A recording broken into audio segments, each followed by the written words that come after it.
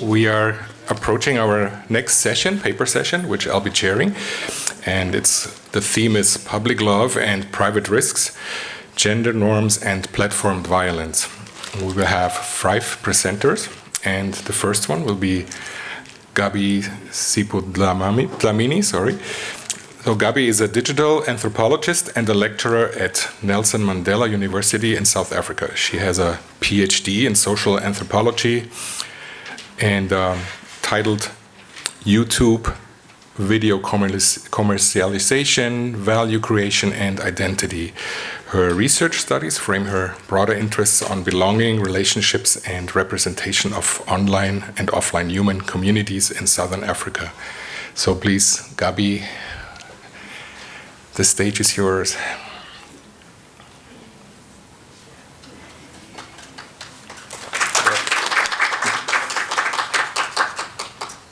Hi. Okay. Whew. Hello. How are you? It never gets easier. Anyway, good afternoon, everyone. I hope you've had a good lunch. Not too good, though, because I still need you awake for this next session. And thank you to UKZN and the organizers of the conference, Young People, Gender and Digital Life Today, as well. And today I'll be presenting on our book chapter titled Public Displays of Affection, Youth Intimacy and Digital Technologies in South Africa, written by myself and Professor Nolwazi Mkhwanazi from the book Digital Technologies, Gendered Realities, edited by Professor Lakshmi Lingam and Professor Nolwazi Mkhwanazi. Okay.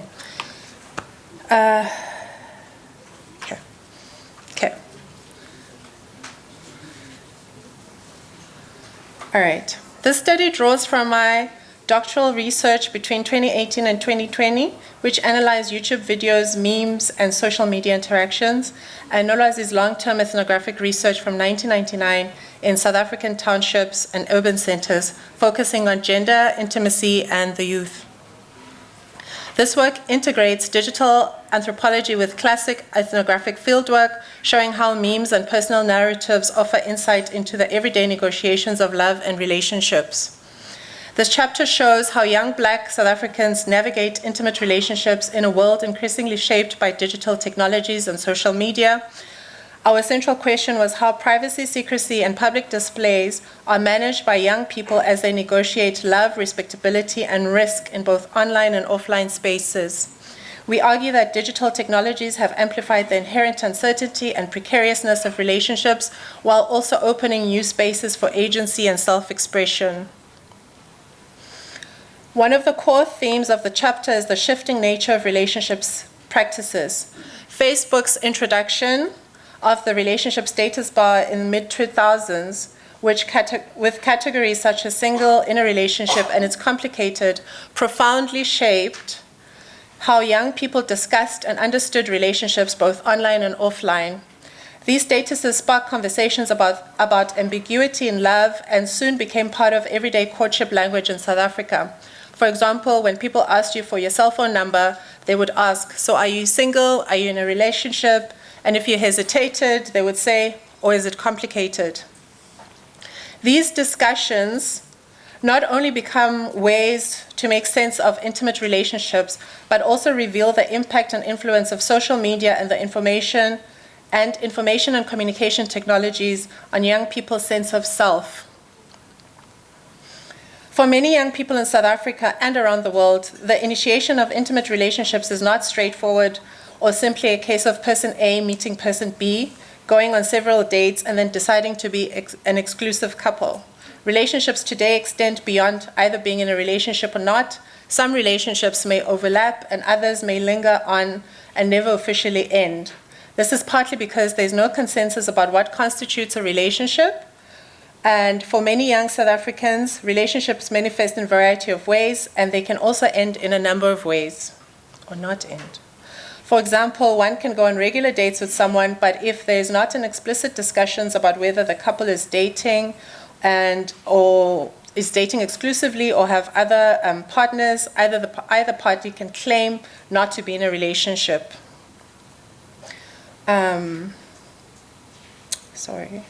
It could also be a case that two people are regularly seen together, often invite each other to events that call for partners, and occasionally have sexual intercourse, but they can state that they're single. Time spent together is for young people not a sign of dating or being in a relationship, nor is it engaging in sex-related activity. Terms such as hookup, booty call, situationship, vibing, friends with benefits have emerged to describe engaging in sexual relationships, yet not defining this as an exclusive or even dating relationship. In South Africa, the terms umanjonjana, isgebeng sami, amaphis job, maslekisane, obosnekana are some of the terms used to describe these relationships in different local languages. Uncertainty is deeply tied to structural inequalities, race, unemployment, declining marriage rates, and not the framing around individual choice and market logics we see globally. Okay.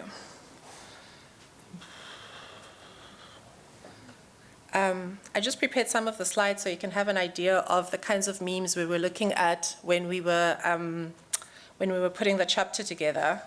And I'll read this one later. Okay. In 2019, Statistics South Africa estimates that South Africa has a population of 58.78 million. 81% of that population is black. Despite the transition to democracy and the legislation that was put in place to work towards addressing past injustices and creating a more egalitarian society, South Africa remains racially and economically segregated. One's race largely determines class, access to education, and other resources. South Africa is a young nation, and according to the South African government statistics, young people aged 18 to 24 years old account for a third of the country's population, with just over 9 million males and 8.8 million females. Okay. In the first quarter of 2021, the youth employment rate among young people aged 15 to 34 years old was 46.3. Young people aged 15 to 24 years had an unemployment rate of over 63%, and 9.3 were job seekers in this category are university graduates. Young people's economic vulnerability is compounded by ongoing legacy of apartheid, poor education in public schools, lack of skills, and more recently the effects of COVID-19 pandemic. Access to education and employment differs according to race. Black African youth continue to face challenges in accessing good education and finding employment in the formal sector. Some scholars have argued that the high rates of unemployment in Black African communities have resulted in delays in young people achieving particular life course milestones such as marriage and building a home, such as said by Hunter in 2010. Nonetheless, there's high pressure for young people, especially young African women, to be in committed, socially recognized relationships to ensure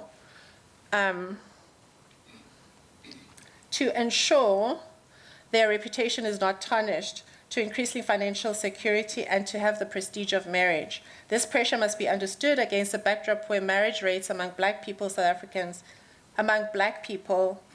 Africans have been declining since the 1960s. Among African women aged between 20 and 45 years old, the national rate of marriage fell from 38% in 1995 to 24% in 2008. 24%. The youth in South Africa, particularly women, face social and cultural pressures. In South Africa, socioeconomic inequalities and high unemployment mean that romantic partnerships are often tied to questions of survival and upward mobility.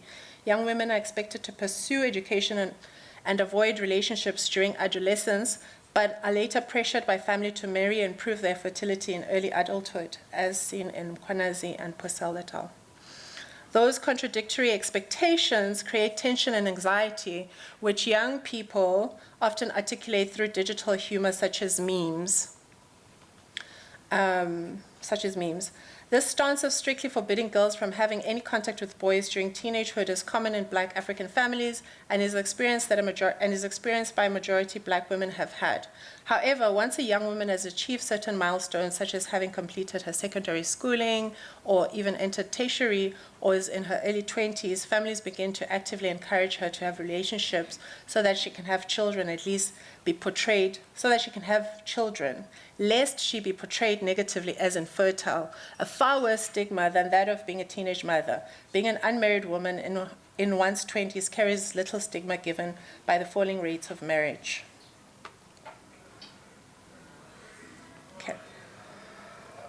Okay.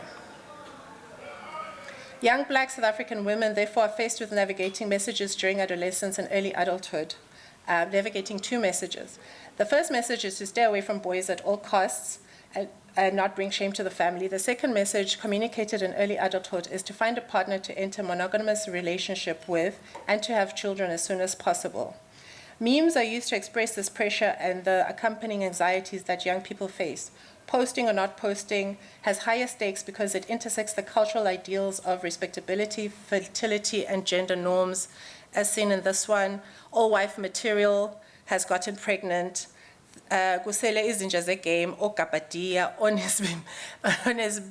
onsimbia gobega omad. Yeah. So all the wives have been married out already, and the people that are left behind are the bosses of the game. Right. Okay. Mobile phones and social media allow young people to experiment with identity, assert sexual agency, and navigate new forms of intimacy.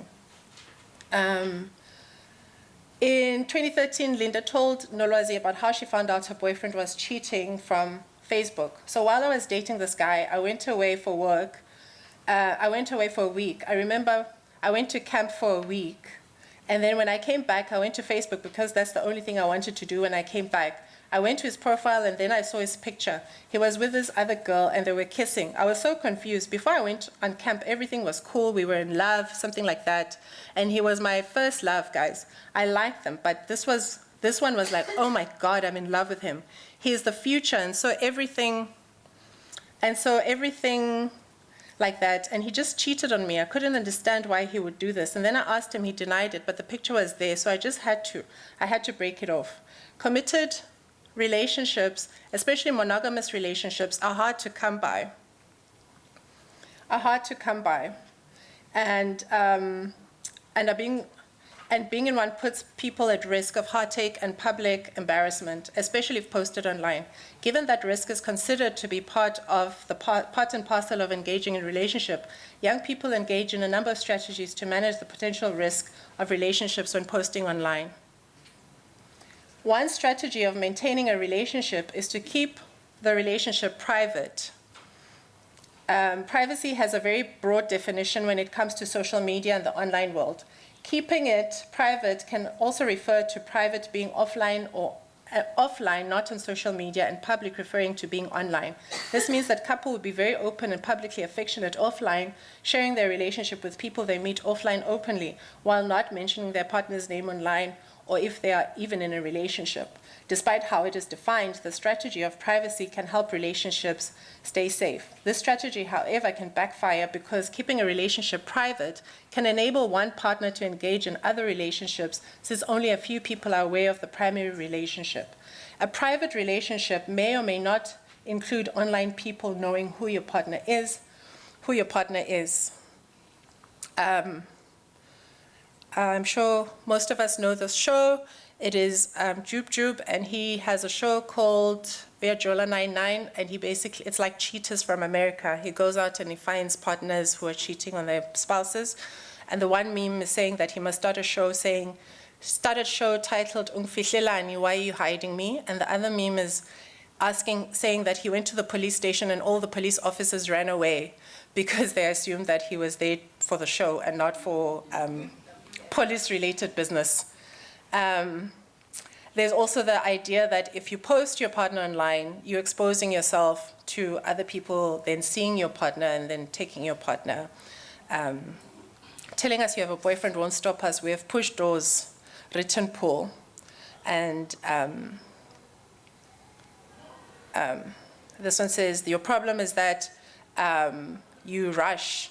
You rush with the speed of a wife when you have petrol for a girlfriend. And then ultimately, should you post your relationship or not?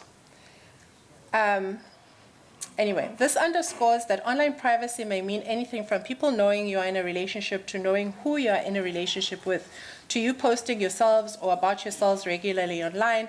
Note posting relationships, as mentioned earlier, is a strategy to reduce the risk of the relationship ending or being ended. If kept private, it is likely that the relationship, when a relationship does end, it will end naturally and less likely because of a third party. Also, it will be less embarrassing for the parties involved in a relationship if the relationship is private and ends badly. The point is that privacy works at different levels and social media or online platforms are accepted as spaces where one could go without showing their partner. This chapter concludes that uncertainty is the defining feature of youth relationships in South Africa, both historically and in the digital era. Social media and mobile phones provide ways to express intimacy and agency. They also intensify risk of exposure, betrayal, and embarrassment. Decisions about posting or concealing relationships reflect deeper negotiations about trust, recognition, and respectability. Moreover, these digital practices are embedded in broader socioeconomic and cultural pressures, the demands of fertility and decline of marriage rates, and the weight of unemployment and inequality. Ultimately, the chapter argues that mobile phones and social media are not merely communication tools, but central actors in producing the precariousness and complexity of intimacy for young people in South Africa. Thank you.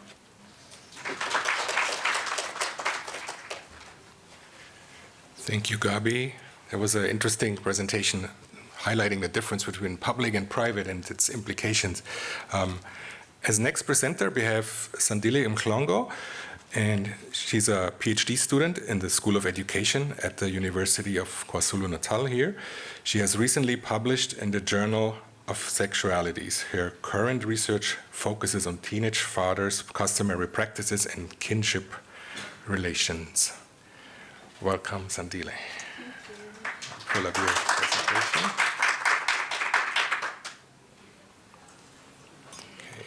Slideshow, play. Wait, how do I get to the next slide? Space bar or the arrows. Yeah. Arrows. Good afternoon, everyone. My name is Zandile Mhlongo. My chapter in the book is Between Respectability and Resistance, Zulu Cultural Norms and Girls' Online Sexual Expressions, actually. So what do we know? The existing literature tells us that social media is often used as a platform for harm, sexual harassment, and violence amongst boys and girls. So within sexual media, sexual double standards persist, whereby heterosexual boys are positioned as naturally desiring girls' bodies, while girls are cast in the role of being sexual gatekeepers.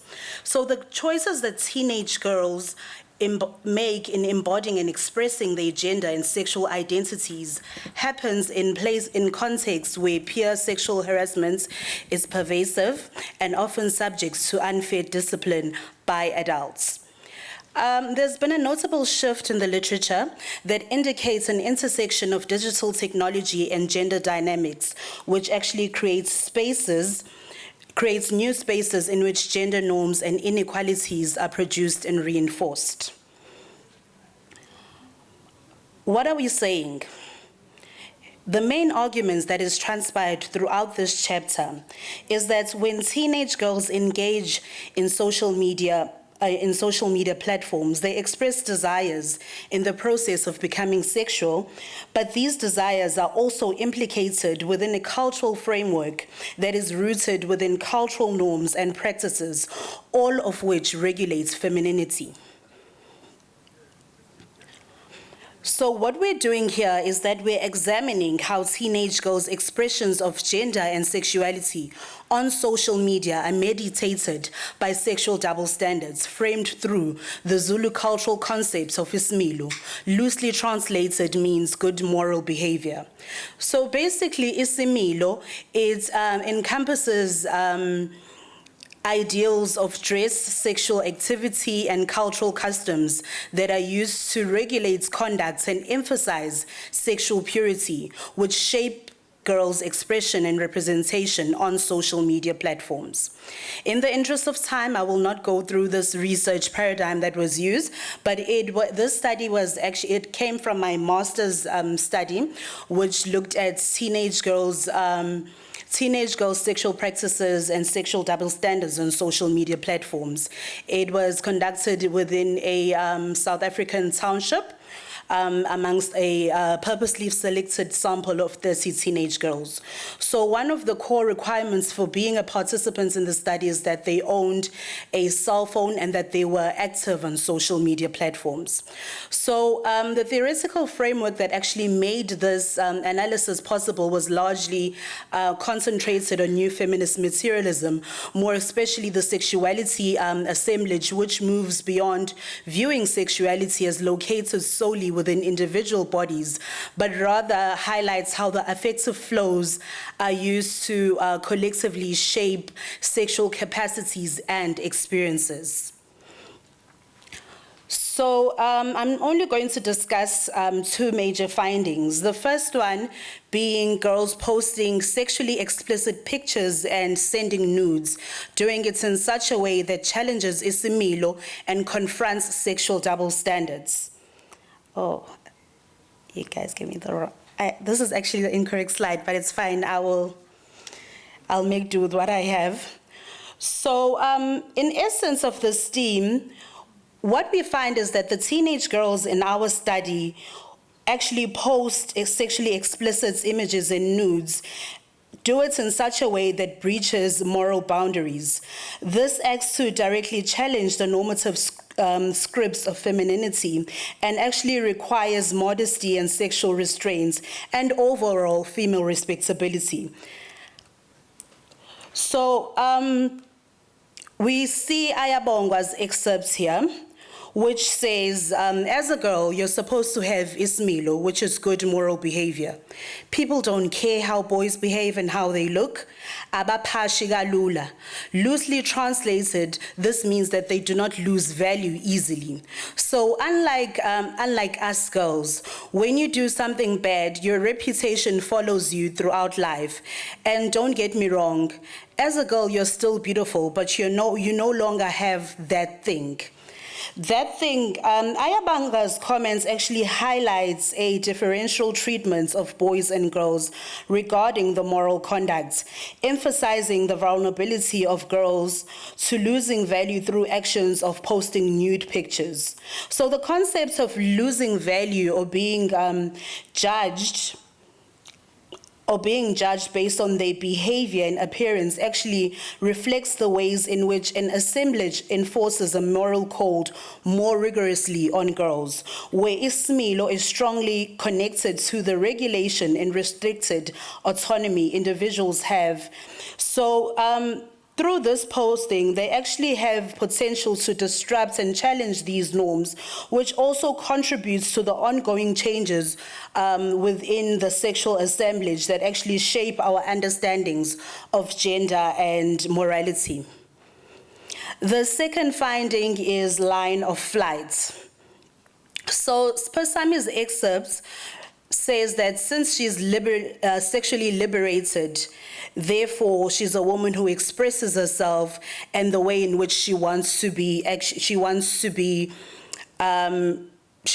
addressed. So, in this second theme, the girls in the study actually describe sexual liberation and freedom of expression through posting memes, stickers, and sexually explicit lyrics. For example, like Sposami did, she's posted lyrics from Cardi B's song. So I think this theme more theoretically is actually linked to Deleuze and Guattari's idea of line of flights, which highlights the idea of how flows within an assemblage are constantly fluid and changing. So when girls are constrained by norms of gender, culture, and female respectability, these assemblages actually interact to produce new possibilities. In this context, the sexual liberation functions as a line of flight, offering transformative ways of becoming sexual and challenging isimilo and ideals of sexual purity, virginity, and female passivity. This is exemplified in Sposami's in Sphosami's narrative, where she asserts that she is sexually liberated and even expresses support for women who choose to express themselves sexually and challenge isimilo and the traditional norms regarding women's sexuality, which this also in turn actually emphasizes freedom of expression. So what we note here is that social media is an important tool for self-expression through memes and videos and even posting lyrics such as the way that Sphosami did. It actually connects to a broader cultural narrative around sexuality and desire. So the lyrics of this song become a tool for expressing desire and overall expectation, highlighting the dynamic interplay between individual expression and external assemblages. So due to the affective forces in play in Sphosami's narrative, it actually brings to the forefront the concepts of desirable female behavior on and offline. So because of the oppressive materialities in play, we see that at the end, Sphosami remains in this constrained state because she eventually deleted deleted the post that she had up. So this is the reality for many young girls engaging in social media because of the way in which the literature presents how a woman should behave, and also the deeply embedded cultural and social norms that often police women's behaviors on and offline. They actually find themselves having to constrain their sexual becomings.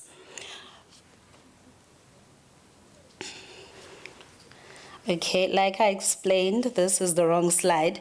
So moving forward, this study actually makes the case that while social media offers spaces to challenge heteropatriarchal expectations, they simultaneously reproduce and reinforce sexist ideologies. So we need to look at girls posting sexually explicit pictures and sending nudes, not just as a matter of misbehavior, but also a contested practice where agency, cultural morality, aspects of isimilo, digital technology, and sexual double standards collide. So for this study, we actually call for a social shift aimed at reinventing sexualities that encompass all members involved in the gendering process. So we speak of parents, families, communities, lawmakers, and educators. Because from the first roundtable, our panel constantly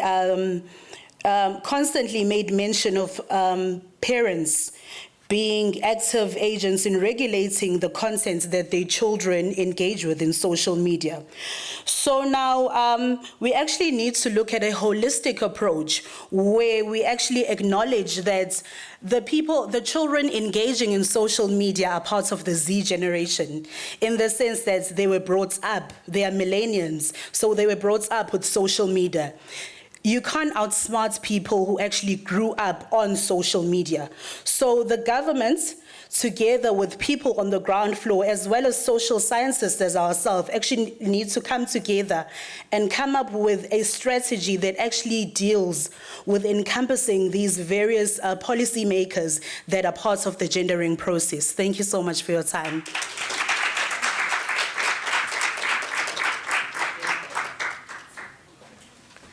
Thank you. That was a very interesting presentation showing these double standards, and yeah, I was really intrigued. And our next speaker is Dr. Rabia Rizvi.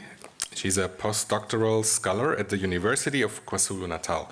She graduated with her PhD in 24, and her thesis focused on learners' negotiation of gender and sexuality at school. Her recent article appeared in the Journal of Gender Studies. Welcome, Rabia. Open this.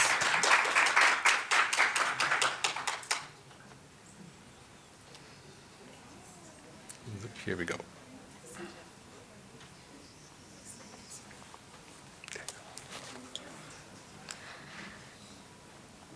Can you put this down? Sure. Sorry. Thank you. Okay. What if I told you that a simple, seemingly harmless game played on a phone could be a powerful factory for producing inequality? That, for many young girls, their value is being calculated, debated, and decided upon in private digital spaces without them even knowing. My name is Rabia, and today I will be presenting my research on smash or pass, heterosexual desirability and gender dynamics in boys' gaming cultures. Smash or pass is a gamified rating practice where boys in a group chat in a WhatsApp, on WhatsApp by writing S for smash, meaning that they would hypothetically have sex with a girl, or P for pass, meaning that they would not have sex with a female peer. This is often followed by a detailed numeric score out of 10 on subdomains like face, body, personality, and even hygiene. My research focused on this game as it was played on WhatsApp group chats among 12 to 15-year-old boys at a private boarding school in South Africa. The underlying aim of the study was to understand how this gamified practice reproduces networked forms of masculinity and how it teaches boys to be men in a way that systematically devalues girls. So the central question driving this work is, how does the boys' online gaming influence their performance of masculinity? We know that online spaces can be a double-edged sword. They can be liberating tools for self-expression, as explained by previous speakers, but they can also be powerful tools for oppression, amplifying sexual harassment, misogyny, and patriarchal norms. This study zeroes in on how WhatsApp-based games like Smash or Pass become a key site where hegemonic masculinity is performed, practiced, and reinforced through the objectification of girls. So to understand this, we need to understand a little bit about gaming, not just as a video game, but as an assemblage. This concept helps us to see that it's not just about the boys, but also about the Wi-Fi, the devices, the group chat platform, and the school itself that all connect to produce this particular phenomenon. The gaming assemblage is coded as a masculine domain. It's a space where boys learn to reinforce hegemonic masculinity by exerting power and desire over girls' bodies, treating the entire practice as a game. This leads to what scholar Ben Light calls networked masculinities, masculinities that are co-produced and performed within digitally mediated publics, like group chats. The digital influence of these platforms reshapes masculine identity. The social gaming aspect fosters homosociality, which refers to bonding amongst the boys. And often this borrows from a violent, militarized masculinity found in popular video games, perpetuating harmful stereotypes and making the smash and pass dynamic feel like a competitive sport. Now, we cannot discuss the rating of women's bodies in a South African context without acknowledging the historical colonial gaze. For centuries, Black female bodies have been demonized and measured against Eurocentric beauty standards. This body has always been a political battleground. Today, we see the shift with the rise of the slim, thick ideal, where voluptuous, curvy bodies are now deemed desirable. But crucially, this is still a standard that is set by a heterosexual male gaze. And as my research shows, these standards are actively reinforced by boys in school settings bringing this historical scrutiny into the classroom and into the dormitory. To investigate this, I conducted an ethnographic study at a private co-educational school in the Northwest Province, which was Dinaledi Academy. The study involved 101 black learners, 52 girls, 49 boys, all between the ages of 12 and 15. So what did this study show? The mechanics are simple but very powerful. Someone posts a girl's picture in the group chat with the words S or P. The replies flood in from the other boys, S or P. Often, this is followed by a numeric rating on criteria like face, body, personality, and hygiene. This isn't just banter, it's a systematic evaluation. It operates under the unspoken rules of the Bro Code, a homosocial pact that condones this behavior for the sake of male bonding. In essence, this digital media creates what we might call the manosphere, a violent subculture of domination right in their pockets. The numerical scale creates a brutal hierarchy of worth. Let's break it down. A rating of 1 to 6 means the girl is not as attractive, therefore she's excluded from being smashed. A 7 to 8 means that she's pretty, but not ideal for dating. However, a rating of 9 to 10 means that she is perfect, and therefore boys will smash her. This creates a homogeneous beauty standard that eliminates diversity and individuality. But perhaps the most powerful element here is peer surveillance. The fact that every other boy can see each other's rating creates a culture of surveillance, enforcing compliance and creating profoundly unequal power relations. Their preferences are also very clear, as these findings show.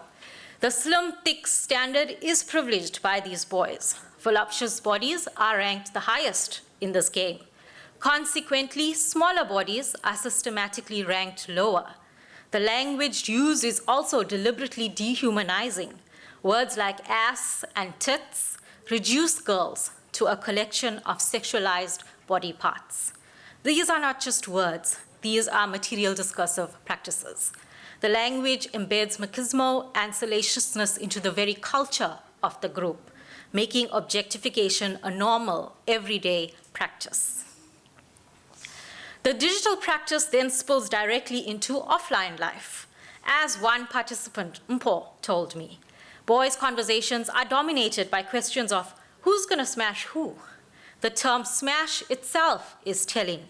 It implies a violent, impromptu conquest, not intimacy. These are framed as digital conquests. Relationships become a game of tallying sexual achievements, a way to bolster one's status within the homosocial group. The binary smash or pass judgment system effectively reduces female peers to targets in a game. Now, it is crucial to note that not all boys in the study were comfortable with this kind of behavior. Some, like Amogelang, expressed clear guilt. He said, and I quote, "I'm guilty, but I won't stop. I don't think it's right, but it's the only way." This reveals the immense complexity and peer pressure at play. There is a conscious awareness of the denigration, but also the bro code is prioritized in this context. The fear of social exclusion and mockery, the social vulnerability, overpowers ethical considerations, trapping them in a system they know is wrong. To conclude, the smash or pass game is far more than a game, as shown. It is a gendered assemblage where technology, bodies, and school culture interact. It connects boys to the wider manosphere and its misogynistic values. It restricts gender equality by making objectification a normal pastime. It facilitates homosocial bonding. It leads to the institutional reproduction of phallic masculinity within the school. It digitally amplifies harmful gender ideologies at a terrifying scale and speed. The school environment, far from being a neutral space, becomes a factory for producing these inequalities. So where do we go from here? We need to move towards more transformative masculinities in digital spaces. This requires creating policy practice interventionist frameworks that tackle this from multiple angles. We must trouble this hegemony by integrating critical discussions about masculinity into the curriculum itself. We must implement real accountability measures, clear consequences for sexist and misogynistic behavior, both online and off.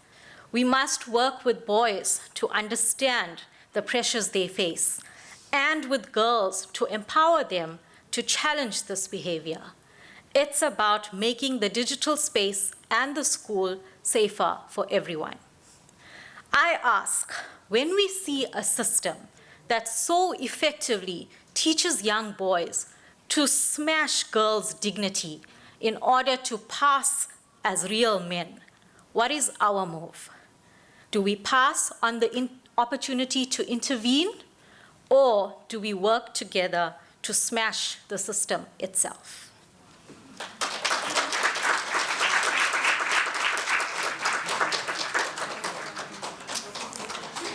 Thank you, Rabia, for these insights. It's very enlightening. And our next speaker is Phumelele Basi, and she's a PhD candidate at the University of KwaZulu-Natal. Her research focuses on ways in which young women in higher education navigate gender and sexuality, particularly within the context of social media and heterosexual relationships. She has recently published her work in journals such as Teachers and Teaching and Sexualities. And I see you have a fan community here. Do you have the correct slides? I hope it's this one. correct slides. This one. Or is the wrong one? Here we are. Okay, I just want to check if it's the correct one. The one that I edited. Okay, yeah, we're good. Okay. Okay. Let me play. Slideshow. Here we go. Okay. Okay, thank you.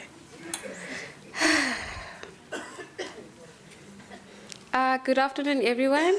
My name is Phumelele Basi, and it's such an honor to be standing here and to be presenting on this study, which examined boys and girls' experiences of technology-facilitated gender-based violence. Okay, I hope you can all hear me. Okay. Okay, so in 2021, a 15-year-old, Lufuno Mavunga, was brutally assaulted by a classmate in Limpopo, province of South Africa.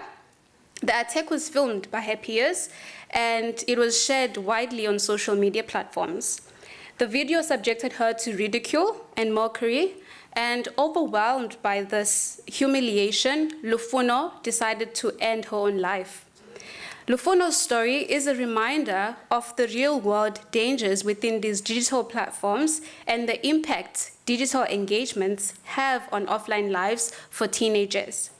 It is in light of such incidents that investigating how teenagers engage in and through digital technologies and the gendered implications of their digital engagements remains particularly important. With that being said, this study was set against a culture of abuse, intimidation, and it was set against a culture of abuse, intimidation, sexual harassment, assault against girls and young women in South African schools. I specifically drew from the concept of technology-facilitated gender-based violence to examine how social media platforms serve as gateways to this kind of violence. Motivated by stories like Lufuno's, I focused on boys and girls between the ages of 15 to 18 and their experiences of technology-facilitated gender-based violence. The aim here was to understand how they experience and understand such violence. The study was built on an argument that while teen teenagers' entanglement with social media platforms allows them to express and explore their sexuality, this entanglement can also unfold with risk, especially for girls. While research has predominantly focused on boys as perpetrators, I argued that boys also face pressure to perform masculinity in ways that reproduce girls' subordination. In other words, boys too can experience oppression connected to ideas about masculinity where harm to girls coexists alongside harm to boys. As such, social media platforms serve as gateways to various forms of gender inequalities and violence. So the study was actually conducted in a secondary school located in Pinetown, KwaZulu-Natal, and 30 teenagers, 15 boys and 15 girls were interviewed to share their experiences on what they do on these platforms, the kinds of pictures they post, how they engage with other people's posts on these platforms, the feedback they receive, and also how they feel when they receive the kind of feedback that they received. The first finding in this study highlights how girls are subjected to judgment when they post revealing pictures online. And these kinds of pictures were referred to as sexy selfies in this study. And there are two parts in this finding. The first part relates to the kind of content that girls post on social media platforms. The participants described their experiences of posting pictures that they were, in their words, where they were, in their words, half naked. And these kinds of pictures fit in the category of sexy self-presentation that has been highlighted in scholarly research on digital sexualities. These kinds of presentations are often seen as evidence of women being reduced to objects to be looked at, judged, and controlled. However, in this study, I argued that this perspective, while important, can risk overlooking the capacities that girls exercise in choosing how they want to present themselves on social media platforms. It can also fail to account for how these platforms enable or constrain their self-presentation. So instead of simply labeling these actions of posting half-naked pictures as self-objectification, my analysis focused on their capacities to present themselves the way that they want to do, and the connection between their clothing choices, the technology of their phones, and the features of social media platforms, and how they all are active participants in shaping the sexy selfie. So it is these connections that opens up new possibilities for these girls to express their femininities the way that they do through posting half-naked pictures. However, findings also showed that these opportunities and possibilities of self-representation are not without risk, and this leads me to the second part of this finding. The participants described that when they do post half-naked pictures on social media, they often receive negative feedback, and this negativity often disproportionately affect girls. They highlighted their awareness of how girls are often slut-shamed, accused of seeking attention, or worse, and while boys posting pictures showing their muscles, for example, often received positive comments. So from this finding, we can infer that while sexy selfies can align with the present day ideals of femininity and allow new opportunities for self-expression, they also expose girls to risk of scrutiny and judgment.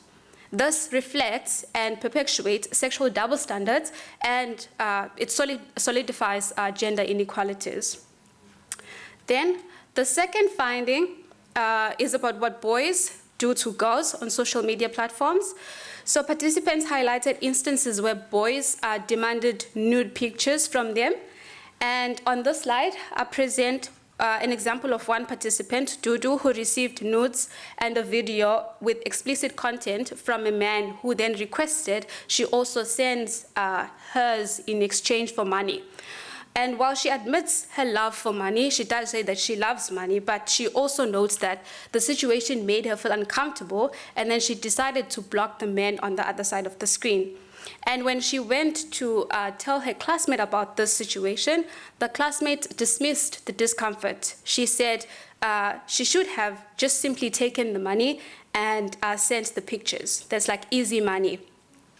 So in this study, I argued that such findings might not be reduced to simply what men are doing to, what men or boys are doing to teenage girls online, but as reflections of troubling manifestations of power dynamics shaped by male sexual entitlement, female sexual objectification, and also economic inequalities. It is the entanglement of these forces that create conditions that normalizes commodification of female bodies. So those findings that I've just presented so far illustrate the ways in which girls' digital entanglement can constrain or rather territorialize their expressions on social media platforms. Then the third finding is that girls are not just simply victims of online violence. As much as the literature suggests, they're also active participants perpetrating it against each other through slut shaming and body shaming. So one participant in my study described the classmate creating a Facebook account solely to slut shame her because she was seen as a threat to the perpetrator's relationship. And another participant also shared an instance where she was targeted with comments about her body while being accused of taking other girls' men, with her body weight being explicitly linked to the accusation.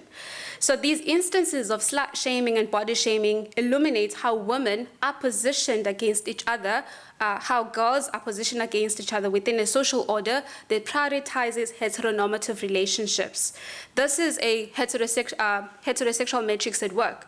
The matrix dictates acceptable behaviors and appearances for women in relation to men, contributing to competition and judgment.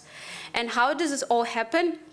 So in this study, I argued that the social media platforms themselves, the comments made, the relationship between girls and boys, the peer influence, the heteropatriarchal norms, the beauty and the body standards all converge to enable conditions that facilitate and perpetuate slut shaming and body shaming. So as such, through girls' digital entanglements or engagements, opportunities to participate in body shaming are relationally produced, showing that girls can also perpetrate violence not only against other girls, but also towards boys, as I will discuss in the last finding. So here, one participant in this study highlights the real and yet often overlooked instances of violence against boys on social media platforms. So the findings in the study suggest or demonstrate that boys are targeted with unsolicited nude images and pressured to reciprocate. So one participant shared an experience on Facebook where he received nude pictures from a white female and was asked to send his in return. When he rejected it, he was threatened by this woman who indicated that they would come after his family and that no one said no to her. So now this reveals the pressure that boys face on social media platforms to conform to the heteronormative expectations. South African research highlights how hegemonic masculinity is often linked to sexual prowess, power, and control. Research highlights the ways in which men perform masculinity through sexual conquest. What this participant experienced here is oppression connected to the ideas about masculinity, as he was expected to be receptive to the female's sexual advances, and when he refused, threats were used to get him to adhere to the expected and dominant forms of masculinity. So when the participant rejected and blocked this account, this allows us to see how the intersection of power, the norms, the technology, the images, in the intersection of power, norms, technology, and images, non-conformity to adhere to the expected, normalized, and dominant forms of masculinity can contribute to boys' oppression and experiences of abuse online. These findings suggest and illustrate that men can also be victims and women can actively participate in gender-based violence facilitated by technology. So, to conclude, this study urges us to recognize that the digital world is not separate from the social world. It is enmeshed within the existing inequalities and power structures. So if we continue to view instances of technology-facilitated gender-based violence solely as a problem of bad boys harassing helpless girls, we will miss the ways in which girls themselves contribute to the problem and the ways in which boys are also victimized. We will also fail to address the underlying social, economic, and cultural factors that amplify technology-facilitated gender-based violence. So then, moving forward, we have to address technology-facilitated gender-based violence from an assemblage point of view, paying attention to the relational and active modern human elements that makes these instances possible. So we also need to acknowledge how social media platforms are not neutral, but they are actants and active participants in shaping teenagers' experiences. And lastly, we also need to confront gender and patriarchal norms that permeate social media engagements. Thank you.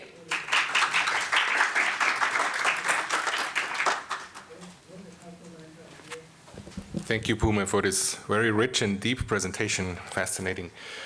And now, last but not least, we have Dr. Shaista Musa, who is a senior lecturer in gender education at the University of KwaZulu-Natal School of Education. Her key, another fan group, her key area of research focuses on men in the early years and the barriers to men's involvement with children and childcare. Welcome, Dr. Shaista. Okay.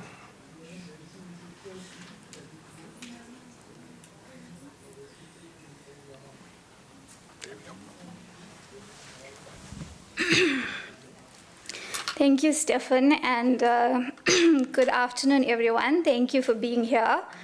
I have the pleasure of presenting to you our study entitled Troubling Gender Girls Perpetrating Online Heterosexual Harassment.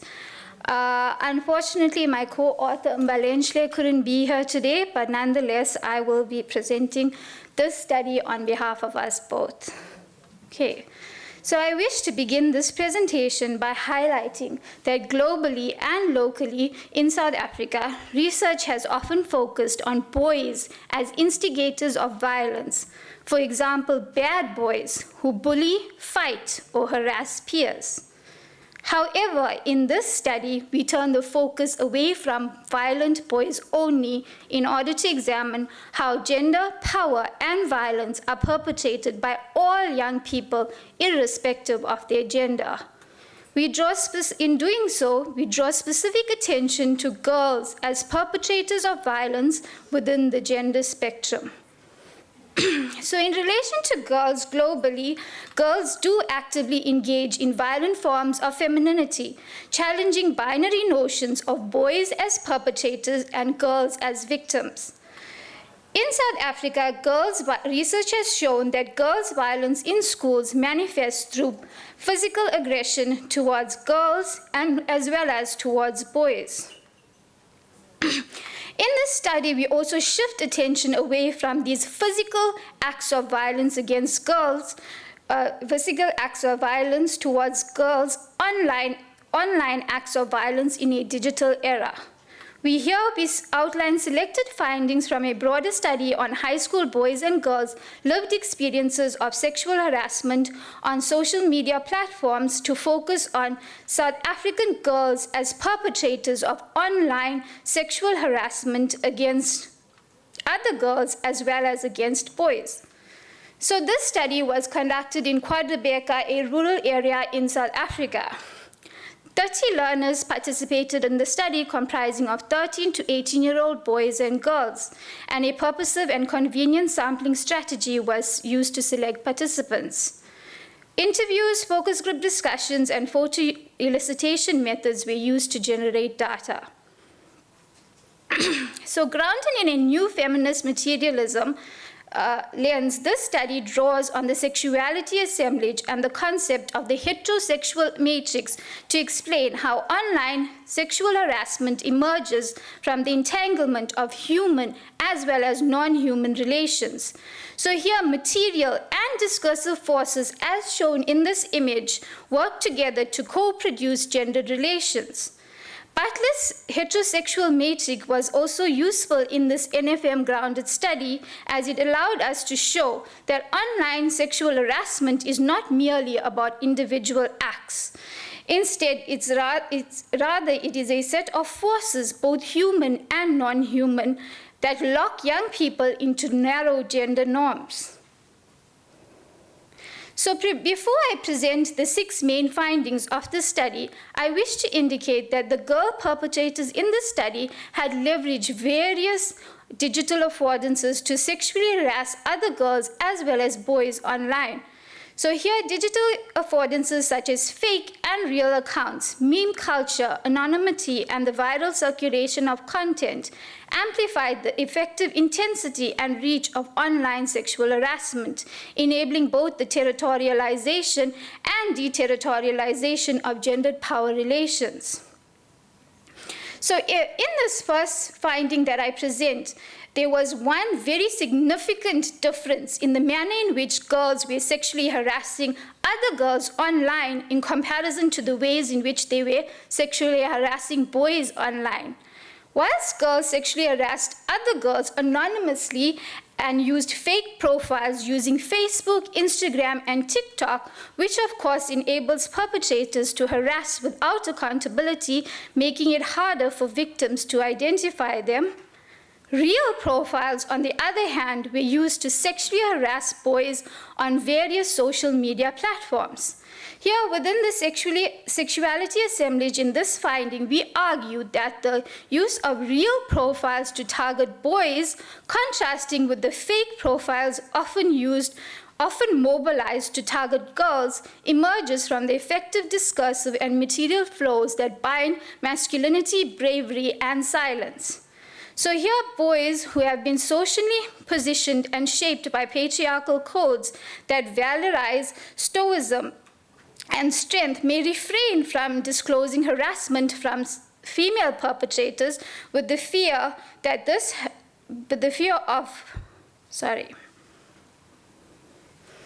So here, boys who have been socially positioned and shaped by patriarchal codes that valorize stoicism and strength may refrain from disclosing harassment from female perpetrators with the fear of emasculation and further stigmatization, thus constraining their possibilities for open retaliation against female perpetrators.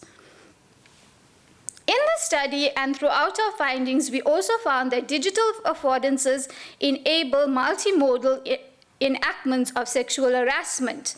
For example, one participant described how his ex-girlfriend tagged him in a sexualized meme depicting a large and small banana, adding the comment that she had, and I quote, stuck around for the small banana, but he began to change badly, unquote.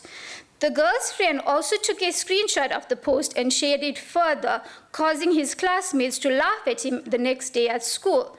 So here,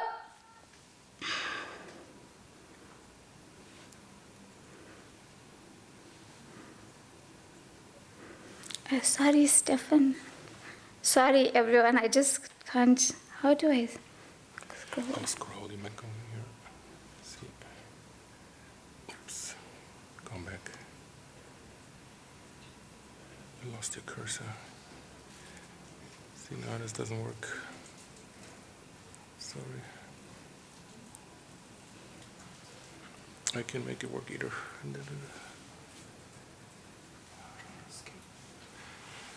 Yeah, we have to go out for a second and come back. Hold on.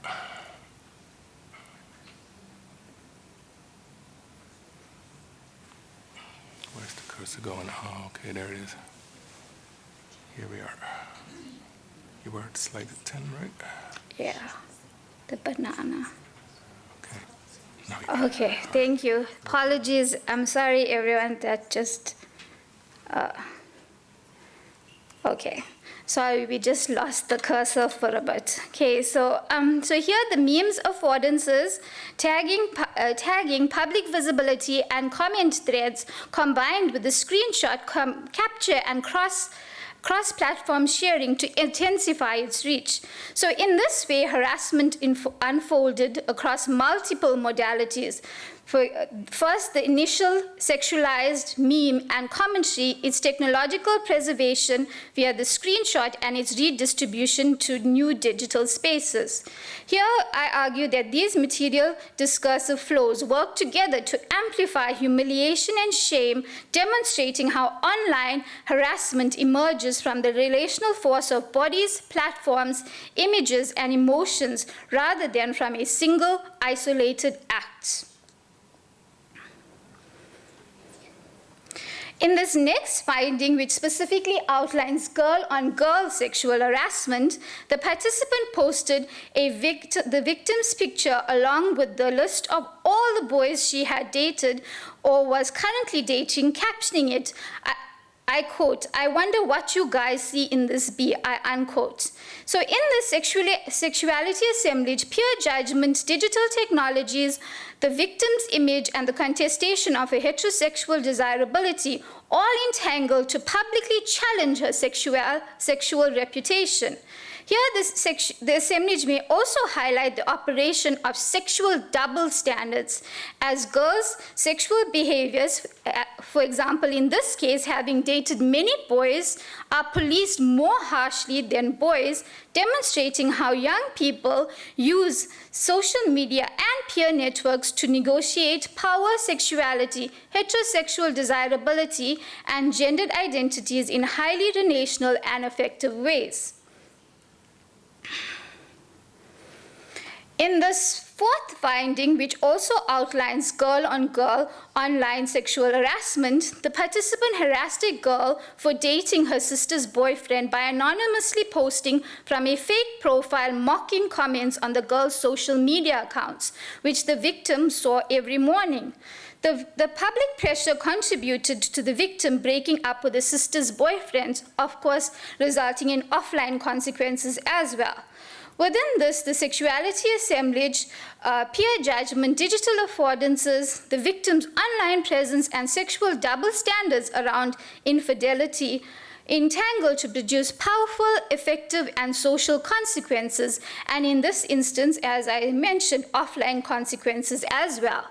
Interestingly, the cheating girl was shamed and sexually harassed online for cheating, but the cheating boyfriend did not face the same consequences or any consequences at all for that matter, which signals a sexual double standard within which online shaming and sexual harassment disproportionately target women for infidelity, while male partners often evade accountability, reflecting patriarchal double standards in the policing of sexual morality.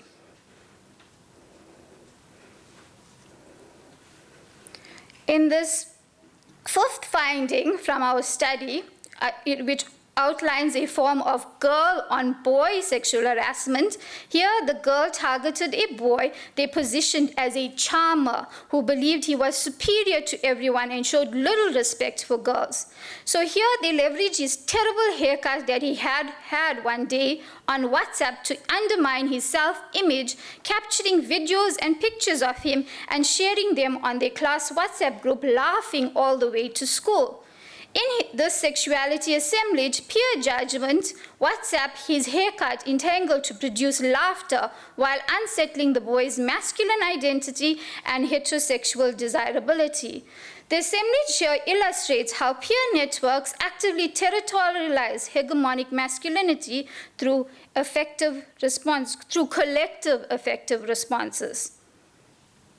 Now, in this final finding, which actually overlaps a lot with Pumi's final finding, which also outlines girl-on-boy online sexual harassment, a girl in the male participant's neighborhood initially expressed a romantic interest in him, telling his brother that she had a crush on him.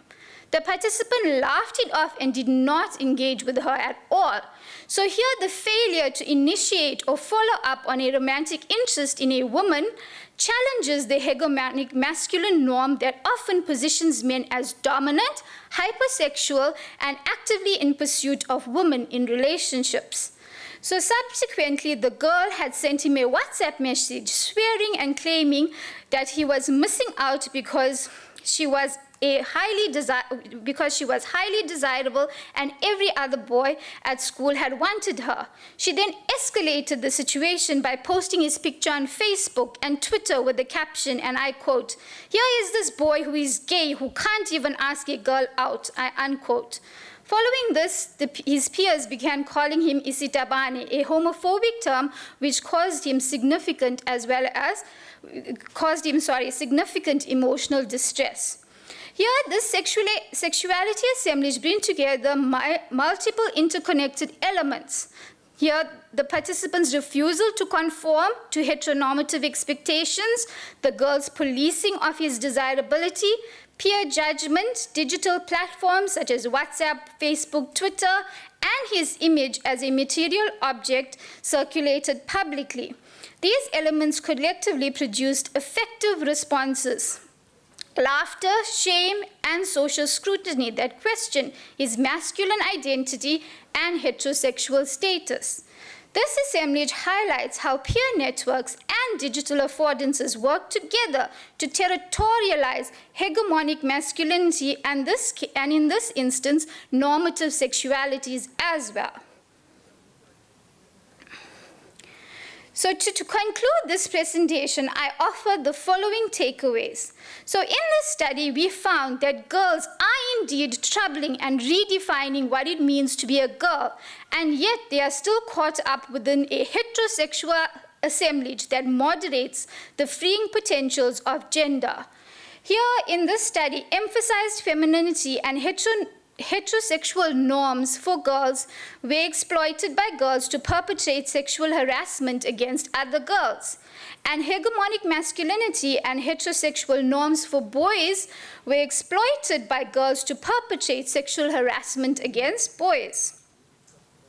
And in light of these findings, we argued that the heterosexualized ways in which girls in the study perpetrated online sexual harassment constrains the sexual capacities for both boys and girls. And there's a need to challenge the oppressive heterosexist structures in both online as well as offline spaces that are often used to incite violence and constrain young people's sexual capacities.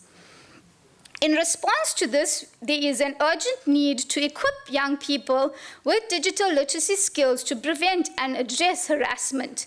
Future research, and lastly, we propose that future research should explore how young people enact healthy sexual becomings even within the context of online heterosexual harassment. And applying NFM will allow for such research to uncover how digital spaces entangle bodies, technologies, and social norms, producing capacities to challenge and reshape traditional heterosexual constructions of masculinity and femininity. And in closing, I would like to acknowledge Sachi and the NRF for making this research possible. Thank you so much.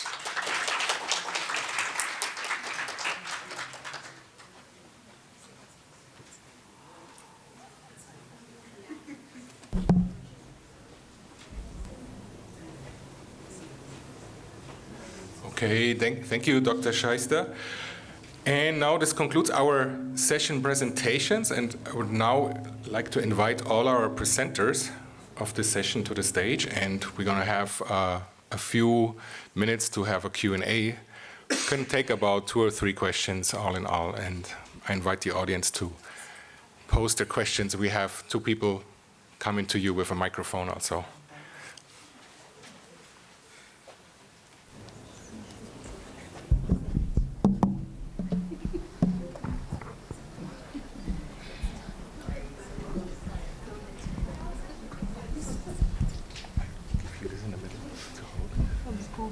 I shouldn't change my slide.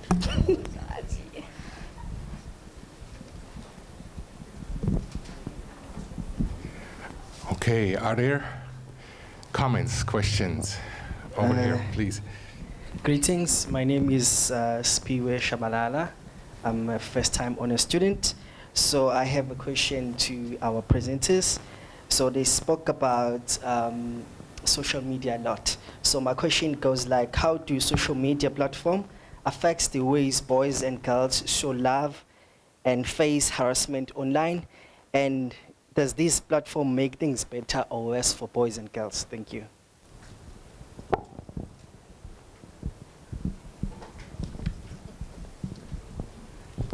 Who wants to go first?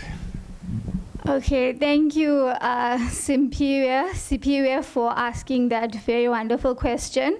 So I think it depends. So social media, as we've seen in the in much of the presentations, is a very useful way in which young people get to express their sexualities online. And often it's in a way that it can sometimes be more accepting of their sexualities, and it's non-discriminatory, where they can find groups that are more progressive and in terms of accepting and have more gender progressive ideals. Okay, with regards to the sexual harassment, of course, it is indeed a very huge problem.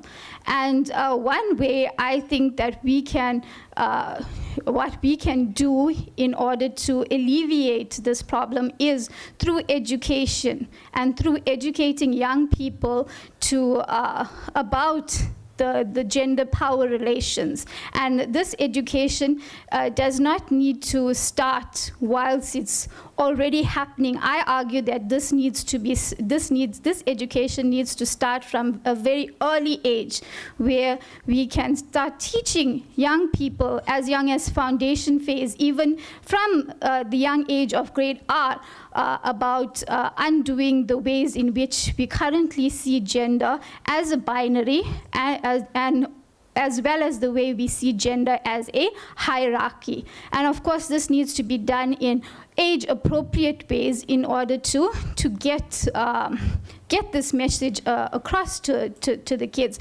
And I know I have a 5-year-old, and he's still learning about the world. He doesn't know about these norms and so on. So for example, he didn't know that pink is for girls and blue is for boys. It's something that we have taught them. And I know he came home and he told me one day, the teacher said that blue is for boys. And I said to him, who says that blue is for boys?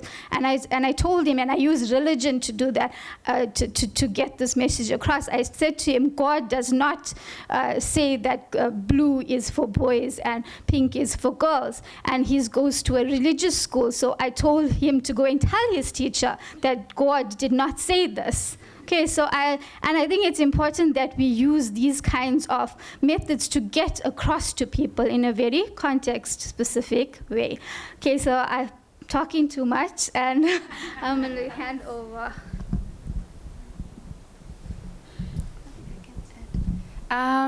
Maybe just to also add on, well, to address the part or the question on, does it make things better or worse? I think what we've found mostly in our research is that it is an active participant. It facilitates, various forms of violence on social media. Various forms of violence through anonymity. So the fact that I can post whatever it is that I want to post about someone, and no one will know that it's me. So I can create a fake account, and so it enables various forms of violence. So in terms of whether it is making it worse or not worse, I'm not sure if I can respond to that, but it does enable various forms of violence. I think when it comes to participation online, it becomes people need to learn how to become ethical citizens online, right? And that requires active engagement from, if you're a young person, your family or your community and your society being really active in terms of keeping track of what you're doing online, and also facilitating your interactions online in the same ways that they facilitate your interactions with cousins, with church people, and anywhere else that you go. So you can't be online as a young person fully and openly responsible for your own self, and then you leave the online space and all the other hours of your day are being controlled by your parents. Because obviously when you get there, you're going to think, oh, I can do whatever it is that I want to do on this space, and there's no accountability. So, and we've also found that online participation is directly impacted by socioeconomic conditions, and those socioeconomic conditions then impact your ability to have agency and power in online spaces, which then can make it worse for you or can make it better for you if you have agency and mobility. It can be a great space for you, but if you don't, from an offline perspective, that can continue and be amplified online. Thank you. We have another question over here, please. I'm not sure the age group of your participants, but do they realize, and it seems like they have carte blanche on what they post online or what they utter, do they realize that it goes into the public domain and that it can be traced back to them? Because it seems like the harassment, the cyberbullying, everything is online today, but they don't realize what the ramifications are for them. It can be traced back to them.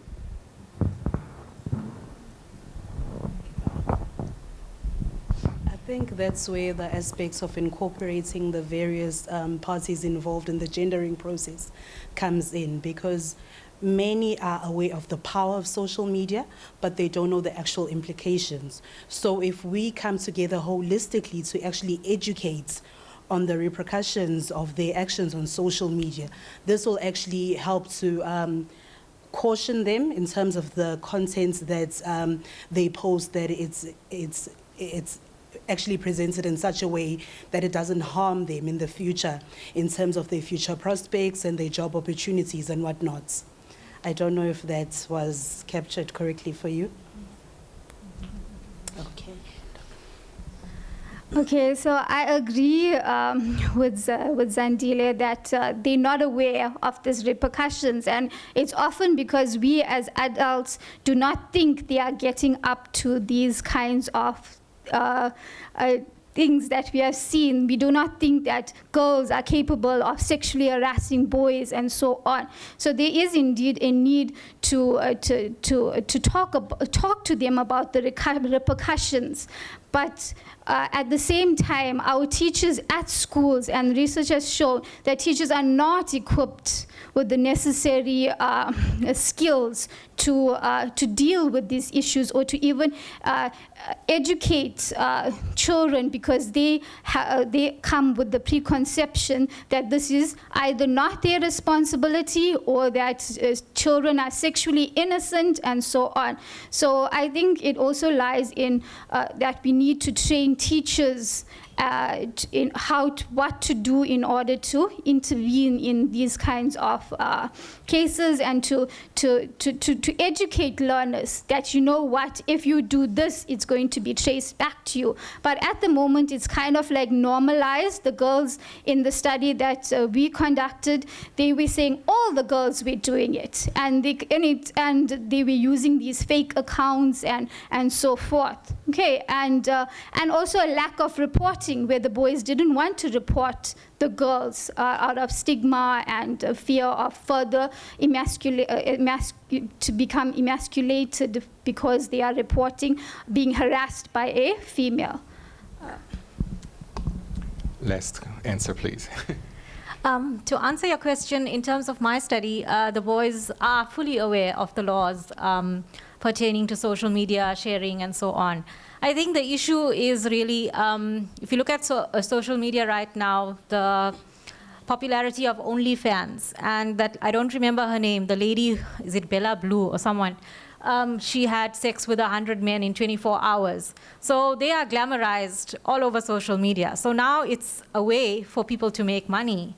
And so I don't think this attitude, their attitude towards social media is going to change. I think it's actually going to become a way for people to make money, and it will be normalized, like Shaista said. Yeah. Okay, very last answer. We have to be quick. Sorry. Okay. So our participants were a little bit older, so they were young, but not children. And even from the research that I did when I was looking at YouTube, they were very much aware of the idea that they were putting stuff online that was going to be public, but they were also very upset at the fact that we were treating it as public data, because for them, social media we can't treat social media the same way that you would treat a newspaper, ENCA, for example. They're not put out with the same basis, with the same kinds of understandings in the same economies. And therefore, I had to change my ethics for my research, because I saw a tweet one day and got into a long discussion about somebody who said, oh, I attended this conference and these academics are busy using our tweets for their research, right? So I had to do a whole thing about changing my ethics because of that conversation that we ended up having. So they're very much aware of the fact that they're putting stuff out there. They're aware that the stuff is being taken and used in different kinds of economies, like an academic economy outside of social media. And to them, actually, they find it unethical for academics to just take it and not let them know that, hey, I'm going to be using this for research purposes. So, yeah. Okay, thank you. Thanks, everybody, for your insights and questions. This will have to suffice since we have to stay on schedule. So, thank you. And Thank you. I shall now introduce once more Dr. Kangaude for our second keynote.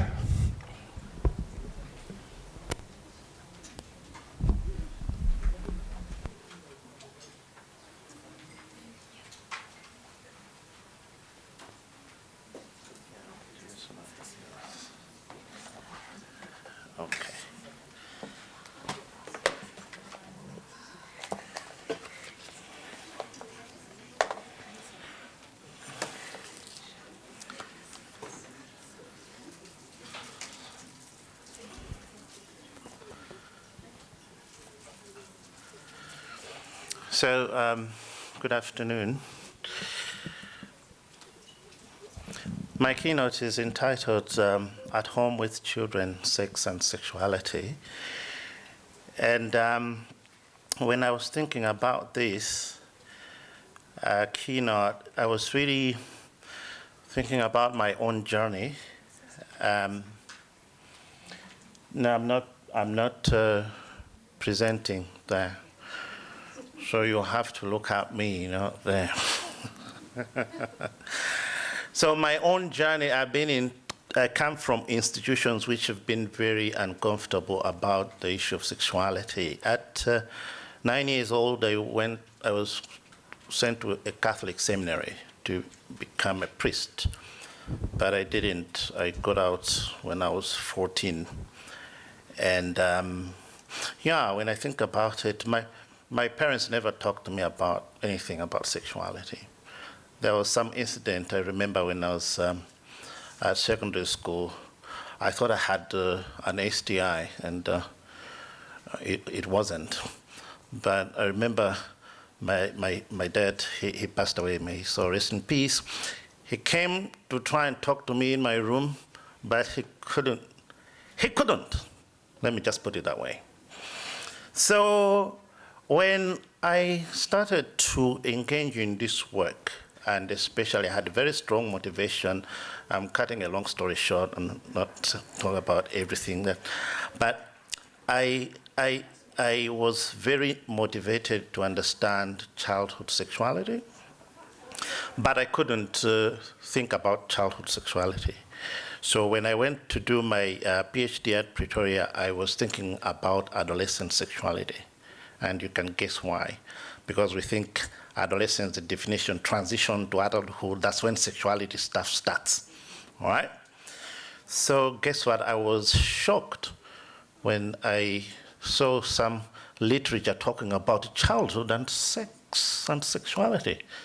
And that was when I came into touch with the work of Professor Divya Bana. So I was very much influenced by your work. You are hearing for the first time here. Yeah. So I said, actually, I can talk about childhood and sexuality. Because prior to that, what was there to talk about it except no? Okay, so I want to just relate to my own story, especially about thinking about becoming comfortable with sexuality. Because I think at the end of the day, that's what I'm trying to do. So for years, I'm trying to become comfortable with that. And where do we start from? We can do research and talk about everything else outside there. But how about at home? Are we at home with sexuality? At home. So I'm using at home in two ways, isn't it? The other one is, are we at home? But the other one is the space where we think we are safe, where we, where we're coming from.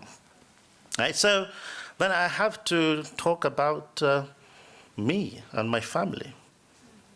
Because I can't, how can I express it if I don't talk about that? So I want to start with a story. And maybe there's a number of stories I'll weave together. Okay, so when I was doing my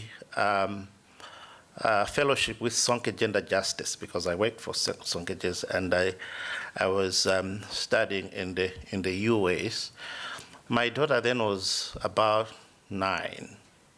And I started to think seriously about, I'm learning all this stuff about children, adolescents, and sexuality, but what am I going to do about my daughter who is turning 9 or 10?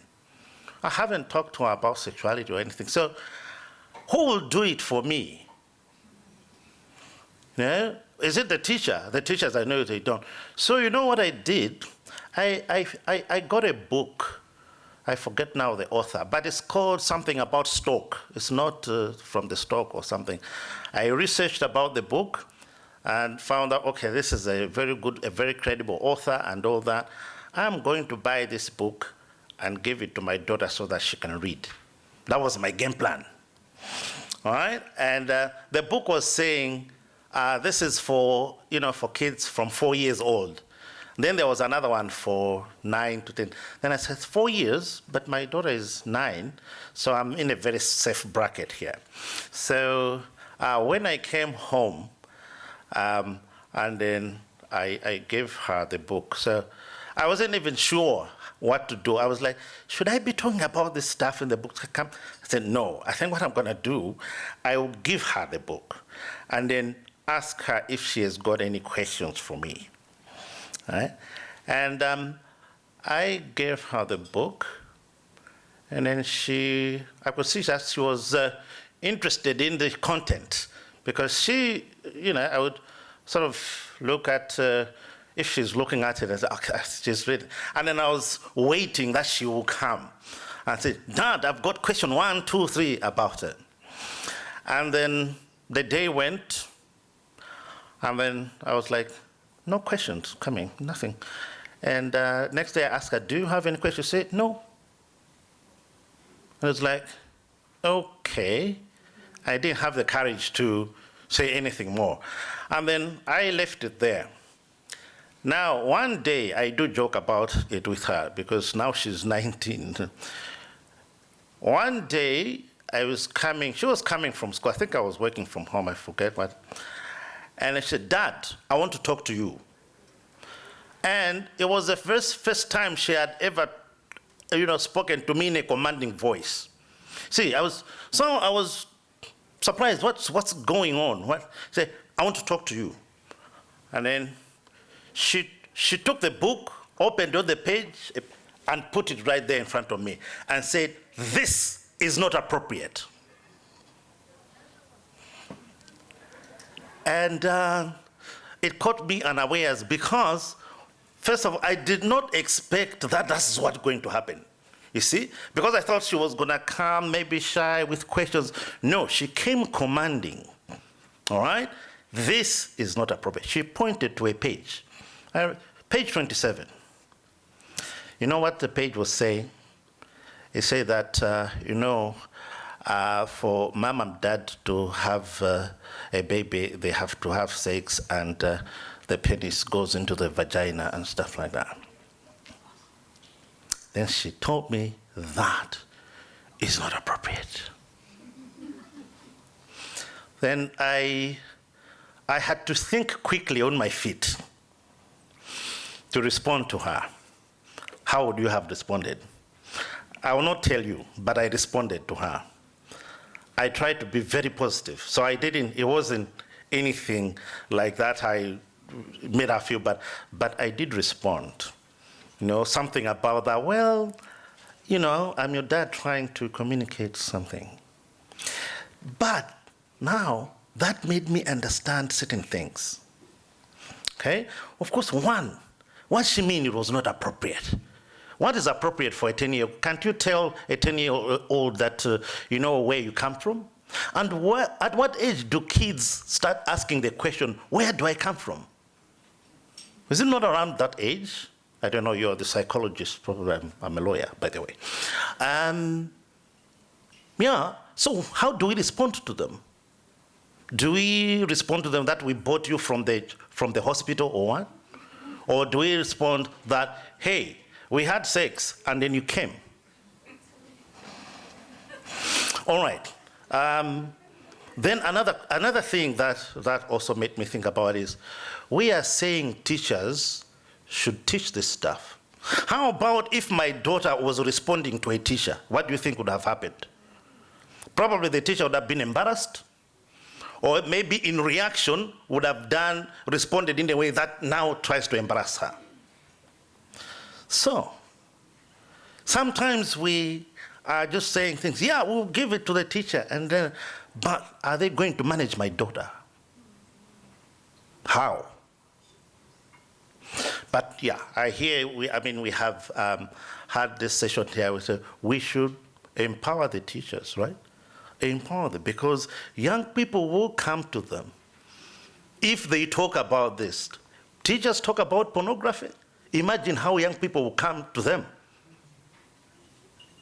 But I'm not saying that they shouldn't.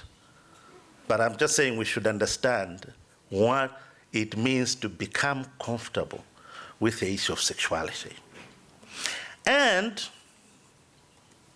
But the good thing is that since then, I became actually maybe it was the litmus test, because from there, we started to talk a little bit, more comfortably about sex and sexuality and all that. And I had to deal with a number of things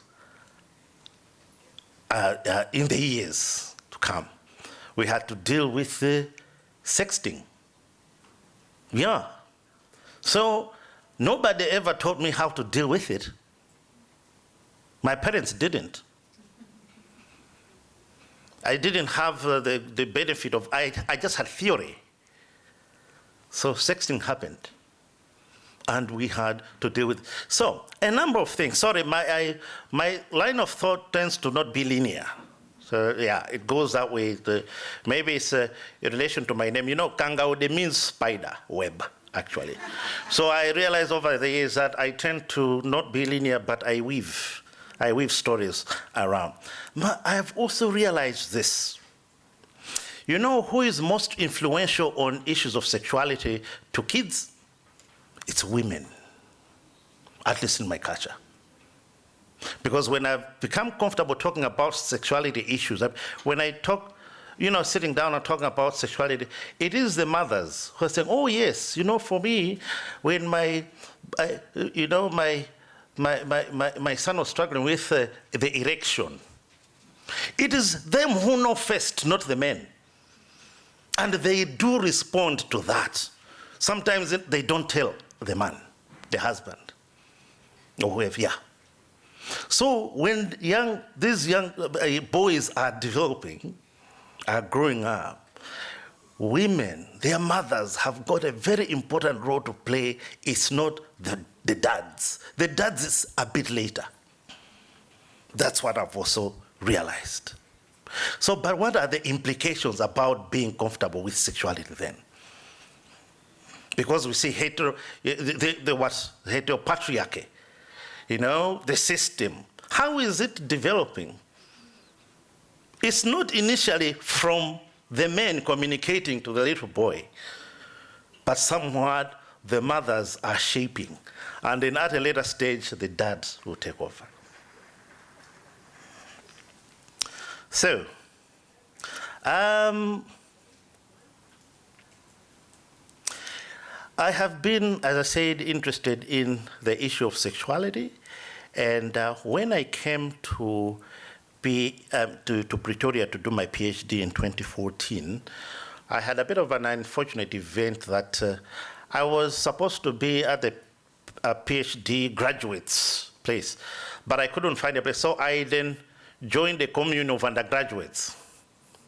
So it wasn't a very good, but there was something that then maybe you know, things sometimes appear to be random, but maybe that was helpful for me, because one of the first things they were asking me about is, what are you doing? What are you studying?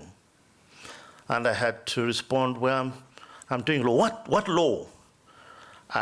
Adolescent sexuality. What? And then we start talking about that. So spontaneously, two girls, I remember, they shared about their experience. And one of them said this, you know what?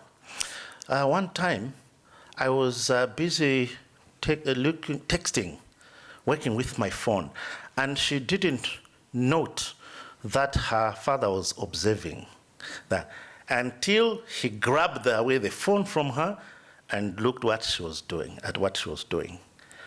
Then he slapped her. Yeah, that's what she said. So, okay, slapped you, yeah. Why did you? Well, I was texting to a boy.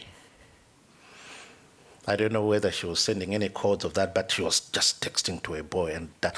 So the question I asked her is, what did your dad tell you why he slapped you? She said, no. So it meant that you must understand yourself. You know why I've slapped you. There's no need for me to say anything. So then coincidentally, when I was back in Malawi, I was talking to my good friend about this experience. And do you know this?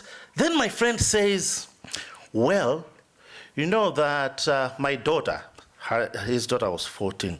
When she came back from school, her mother found that she was texting a boy. So she took a belt and whipped her.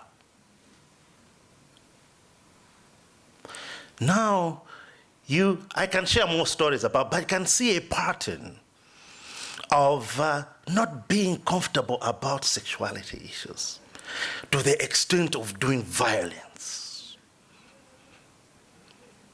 And even sometimes the law does that.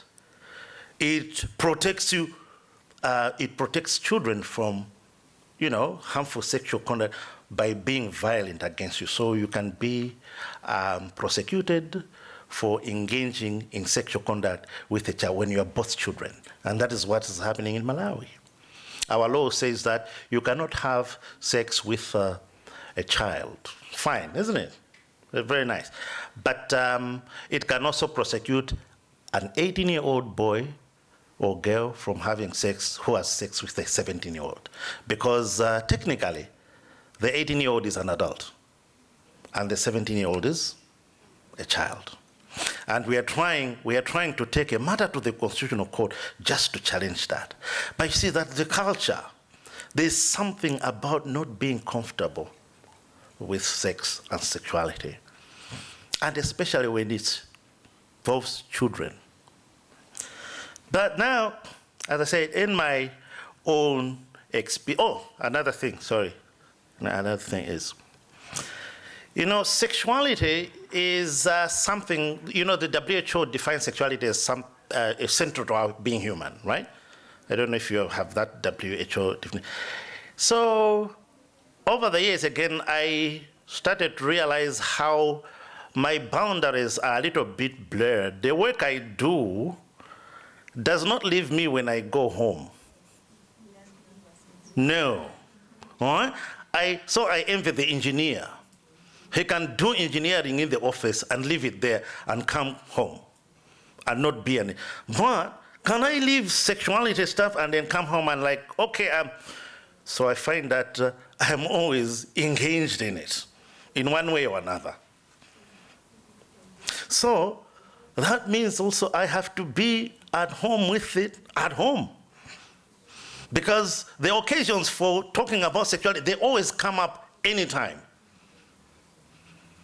And maybe that's also what I've realized is we don't want to see sexuality at home among the kids, so we don't see it. But if you pay attention, you will see. And you will talk. So I talk about sexuality with my kids, I think in a way that probably other people will be thinking, how can you be talking about these kind of things? But it has taken me a long time just to be comfortable with sexuality, just talking about it. Because look, how am I going to engage with what my kids are doing? Oh, this online. You know, I was scared even when, presenters were talking about this stuff. Say, my kids. So what do I do? I remember I was at 2 weeks ago at another conference in Pretoria, and we were talking about, there was a presenter who was saying, I work from an NGO. NGOs should assist the young ones and all. Then I'm also asking, do I know how? Yeah, you can tell me assist how? If my kid is posting pears and banana, how am I going to, should I take a whip? How? Because those are the kind of things that I need to know, sit down, talk about what and how. So I think that what I wanted to say is we have sometimes dealt with adolescent or childhood sexuality with violence. Maybe sometimes it's just because we don't know what to do. And we are good at then blocking, good at being silent, pushing away the person, not wanting to talk about it. But now, what is my motivation? My motivation, we have to have a perspective. The scholars, the social scientists, you have your theoretical framework. I see this interesting theoretical from material, what? Material. Yeah, material, yes. Oh, that's a new one. Maybe I should. Yeah, mine, I'm a lawyer. So mine is the sexual and reproductive rights framework. Let me just read to you the definition of it. What is sexual and reproductive rights? This is coming from the Guttmacher-Lancet Institute, but it is coming from the International Conference on Population and Development, ICPD, the program of action, where they defined reproductive rights, but it has been now modified to, to be maybe more integrated with sexuality. So, sexual and reproductive health is a state of physical, emotional, mental, and social well-being in relation to aspects of sexuality and reproduction, not merely the absence of disease, dysfunction, or infirmity. Therefore, a positive approach to sexuality and reproduction should recognize the part played by pleasurable sexual relationships, trust, and communication in the promotion of self-esteem and overall well-being. All individuals have a right to make decisions governing their bodies, to access services that support that right. Achievement of sexual and reproductive health relies on realization of sexual and reproductive rights, which are based on the human rights of all individuals to have their bodily integrity, privacy, personal autonomy respected, freely define their own sexuality, including sexual orientation, gender identity, and expression, decide whether and when to be sexually active, choose their sexual partners, have safe and pleasurable sexual experiences, decide whether and when and whom to marry, decide whether, when, and by what means to have a child, children, how many, and then have access over their lifetime, information, resources, services, support necessary to achieve all of the above, free of discrimination, coercion, exploitation, and violence. So that's my perspective. When I'm doing my work, I'm thinking, how can I contribute to that? Because see, I like especially this, and I use it most all the time in what I write, a positive approach to sexuality. What is that? What's a positive approach to sexuality? Maybe that is what we must also try to bring up. The negative can overshadow us. But what is the positive in what my child is doing? So my child comes with a Valentine's card from school and is 8, and someone has written him. And what's this, a card? Who gave it you? And there's love emojis and all that. Saying, what's this? And the first thing, how old? See, oh, she's a peer. Then I'm like, okay, I have to make sure that the kind of relationship that my children are engaging, I can know them, I can understand, I can guide them. They can talk to me about it. You know, when my other daughter was getting, 2 or 3 years ago, our law was saying you cannot have sexual intercourse with a girl below the age of 16. And then she was 15.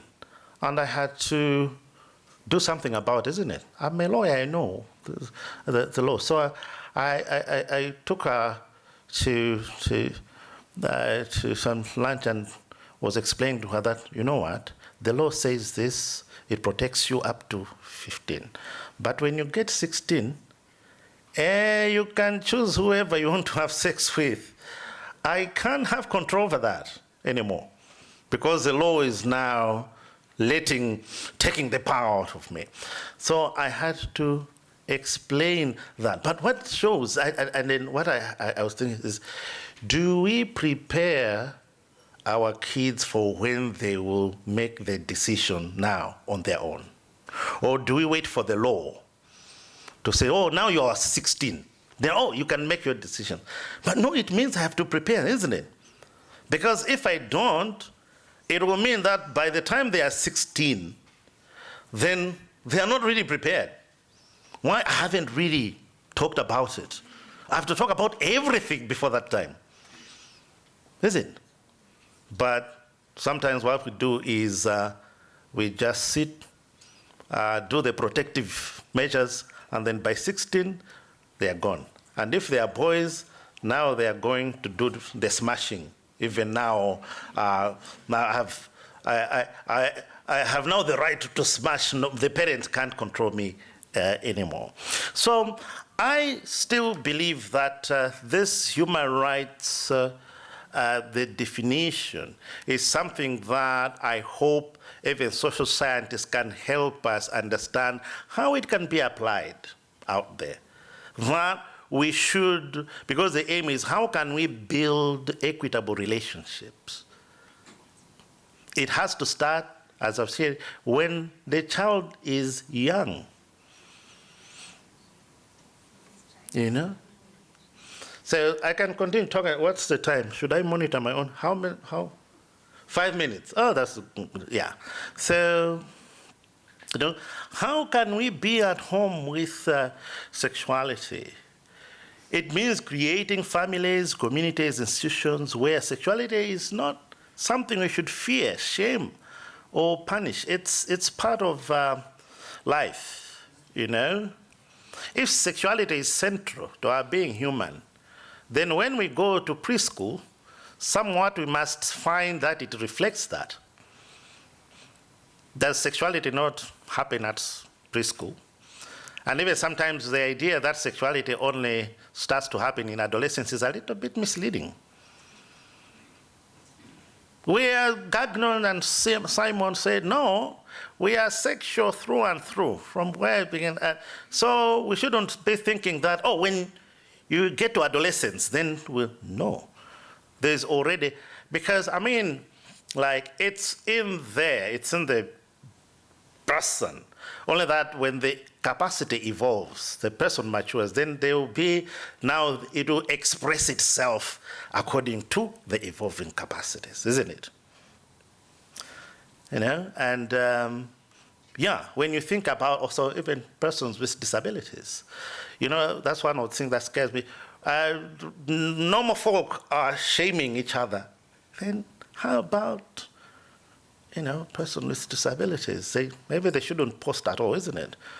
So don't post here. This is very harmful. And then you have no right. Just shut up. You have a disability, see? So, yeah. Well, during my own lifetime, I've seen the transformation about how, before we were writing letters, there was this analog phone. You know, we're talking about how we should prevent our kids from maybe accessing Facebook. I remember how our parent used to, you could lock the dialing mechanism, but we found a way of still subverting that. We were clicking the thing a number of times, and then you find that it catches. Then I talked to my girlfriend. Well, young people are very creative, and that's one of the things we were talking about with some at lunch, that, yeah, I think that when we need to do more research, maybe that's what I was, you know, I think about Malawi, and this is very interesting research that I'm hearing about here, and I'm thinking in Malawi we have not done much of that, if at all. The fact of just engaging the young people, the children themselves, is very critical, because this is what participation is about. You know, that we hear from them, not that adults discuss issues about them, no, that they have input. How do we manage this thing of sending coded messages so that they are gender equitable? I am very deeply grateful to Professor Divian Banner and for inviting me to this keynote. As I said, your pioneering work has really opened my eyes, and maybe it's enabled me to be more comfortable with childhood sexuality, and I hope that maybe we can do more of this kind of research in the region, actually, so that even in Malawi we can come and talk how there are similarities, maybe differences. But I think most important, we should help facilitate our cultures, communities to be at home with sexuality, at home. Yeah.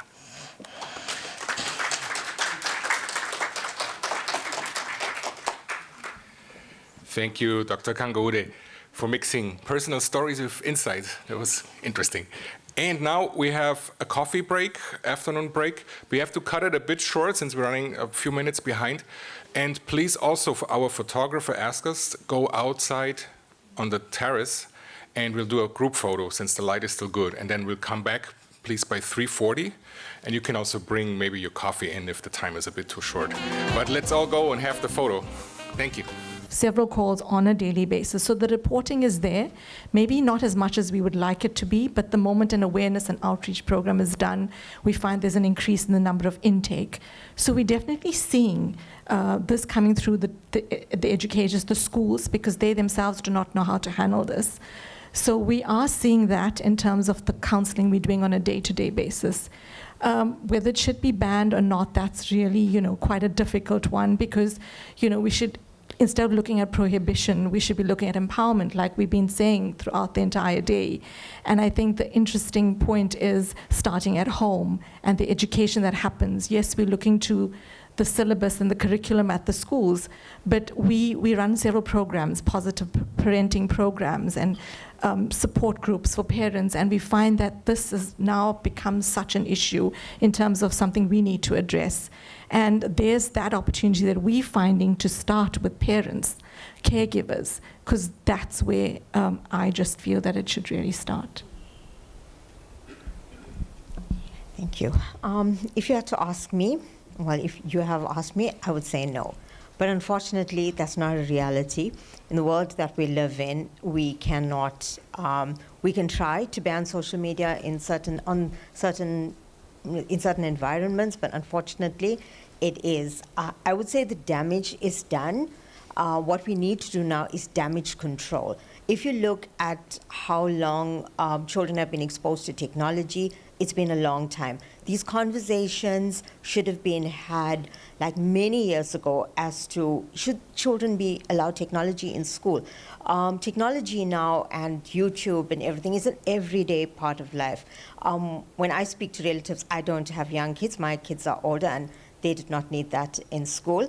I'm like, why do they have this and why do they have that? Oh, they need it for school and they need it for homework. But it shouldn't really be that way, but it's already been done. We can't go back and undo it. We need to look at ways of how we can make it better, we can make it safer. Like Pravisha said, we also have numerous calls from schools. They are not equipped to deal with online safety. We have like at least 2 calls a week where schools are calling us out to speak to the children about online safety and online bullying. And this is becoming, it seems to be the most prevalent social issue that we are experiencing from Childline. I'm sure Pravisha is feeling the same. Taking it away, maybe it would work. I don't think so, because kids what can I say? They will find a way to find another platform to get onto it. And then when they are doing it in the dark, kind of, the parents don't know, teachers don't know, how do we monitor it? How do we keep it safe? So it's a very difficult conversation to have. There's also a lot of gray areas as to why they need access and why they don't need access. But I think as well, it starts at home. We spoke about teachers, educators being empowered, but the reality is, like our colleague said, are we comfortable? Yes, we may be comfortable with our educators discussing online safety with our children, but when it comes to sexual education, and pornography is a big part of it, having access to technology and social media also puts your child in a position where they may be exposed to pornography. And we haven't spoken about what pornography does to a child long term. So whilst our educators can be equipped or capacitated to teach the online safety, what about the sensitive subjects like pornography and sexual education? Do we actually want our educators to be doing that, or do we as parents want to do it in a safe environment where we know that the information that we are imparting to our children is what is the safe way to do it? So that's my take on it. Thank you. Okay, so controversially, I do think social media should be banned for minors because, you know, when we look at social media and we define what that is, these are all of our apps and technologies that facilitate our sociality. So these communicative technologies such as the YouTubes, WhatsApp, X, and so on. And when you think about, you know, early childhood development or intermediate and foundation phase development, none of the fine motor skills, hand-eye coordination, and other social skills that are required for children's development are being taught by social media in any way. And so it isn't something that is crucial for minors to possess at all. And when we think about, you know, social media apps and their prevalence, right now, as a person who studies, you know, social media, I have apps to prevent me from accessing apps, right? I'm paying thousands of rands to get locked out of the internet because it is an addictive space. And we know about the kind of the dopamine rush that's created by the apps. They are designed to compete for our attention. And I don't think that any of that is necessarily critical or crucial for children's cognitive development in any way. And also, when we think about and this is obviously in an ideal world. In an ideal world, we'd be able to ban these social media, young people from accessing the social media. And with all of the kind of, when I think about things like, for instance, in South Africa right now, we're noticing the prevalence of online gambling and sports betting, and it's pervasive, it's everywhere, and we seem to be in a position where policies are reactively being created to try and to push back on the harms that are being created. And so there's a thing that we are doing in South Africa where we allow for things to take root and then reactively try to react, and it doesn't help, you know? So I think as it stands, the harms of social media really do outweigh the benefits, especially for children, especially for cognitive development, for their dopamine neurotransmitters as well. If someone who is my age is like, brain is fried from social media, I can only imagine what it would be like for children whose access is not being controlled. So, I mean, I think something that's more important, like, you know, the kind of learning apps and even banking apps, perhaps those could be tailored for children's use eventually, but right now there is no urgency for social media.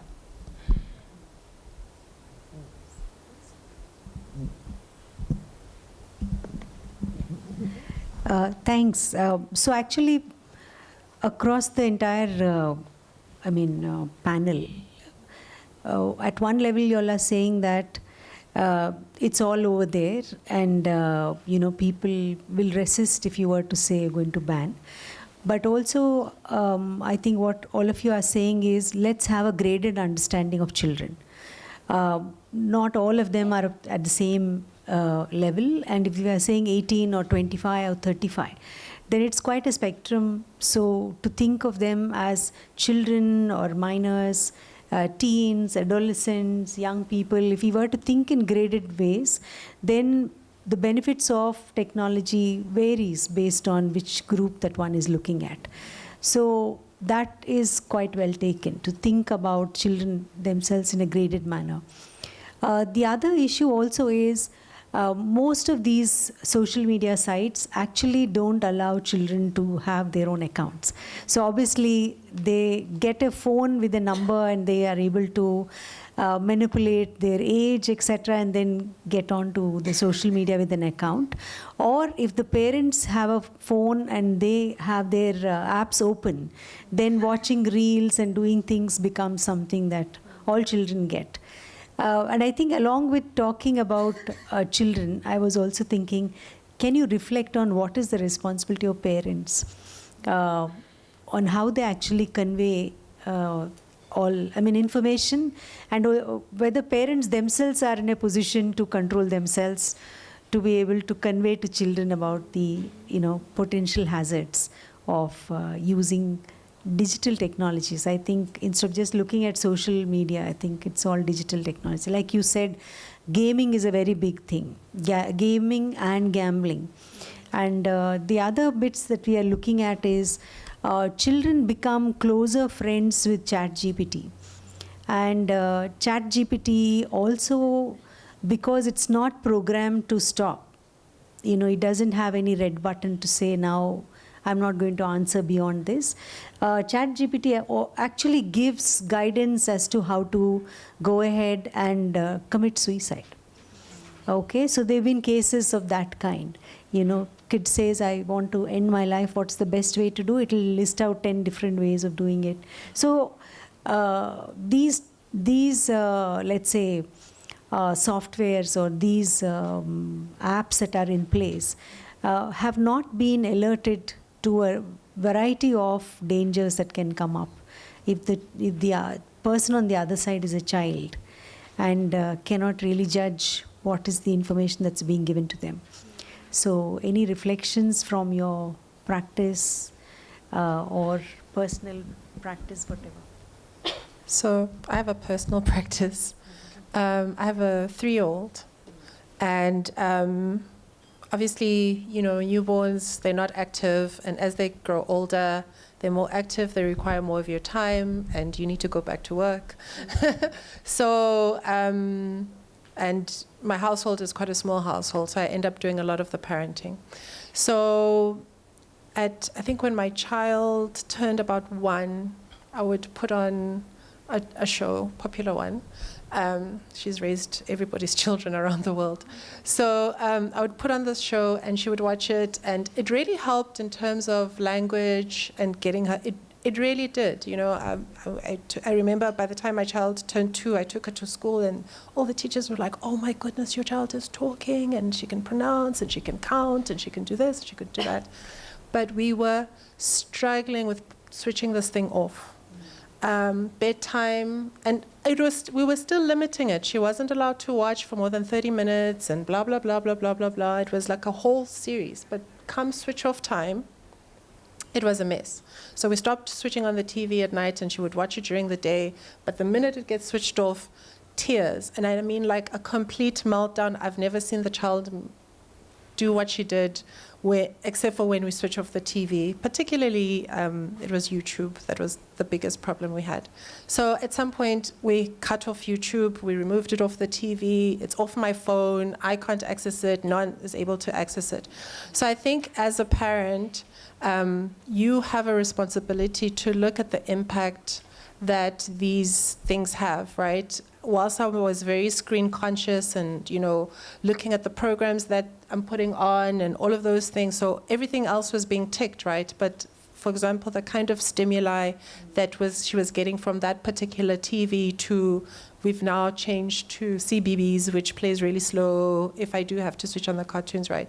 The stimulation is not the same. She's able to, during the program, stand up and go play somewhere else. She's not like sitting there like, because yeah, she's not zombied out. Like it allows her to kind of have an interest and then stand up and go play and come back. And I think it's a little bit healthier than the sort of like sit down and just completely like not move. They're dancing, she's not dancing. They're talking, she's not talking. And so I think parents have a big responsibility in looking at what the impact is on their kids and also being okay with having to police themselves and cut it out from their lives and not say, well, you know, I'm an adult, I can watch it, but like, what is the access then happening with your kids? And you as a parent, you are old enough and you know better, so you must know better and do better for your child.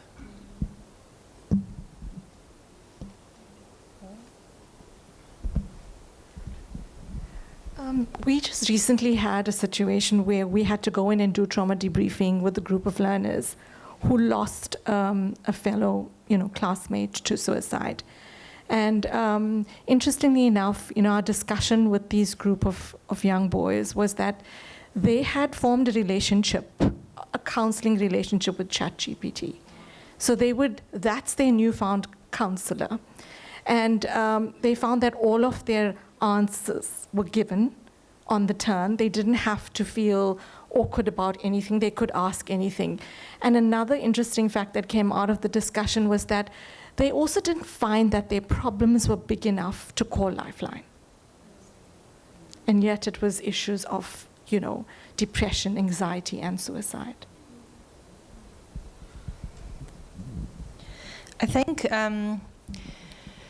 why this is so complex is, again, comes back to in an ideal world versus reality.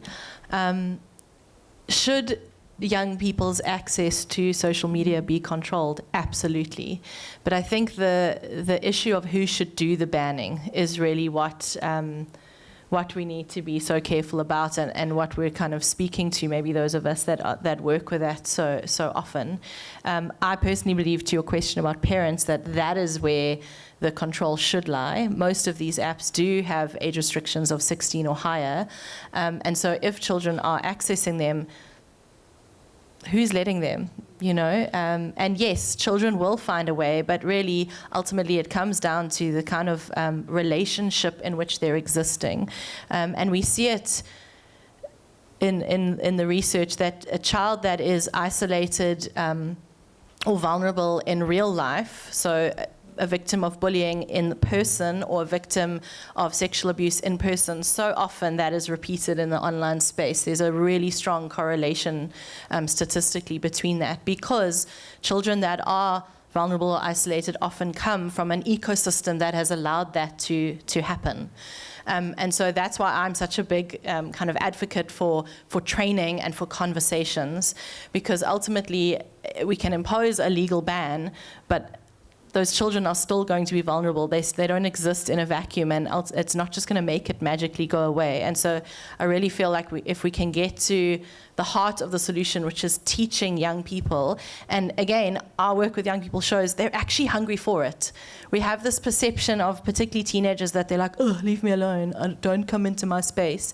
But all the young people we work with are like, why aren't our schools teaching this? Why do they spend so much time teaching us geometry and trigonometry and stuff we're never going to use, and they're not teaching us this? Like, why isn't this in the curriculum, teaching us how to handle the dopamine thing, how to handle the algorithms, how to know, like the hard skills, which is block and report, but also the soft skills of like, how do I show up as a decent human being online? What does it mean to be a friend online when people are pressuring you to, as we've heard today, to agree with harmful statements, but you also, it goes against your values.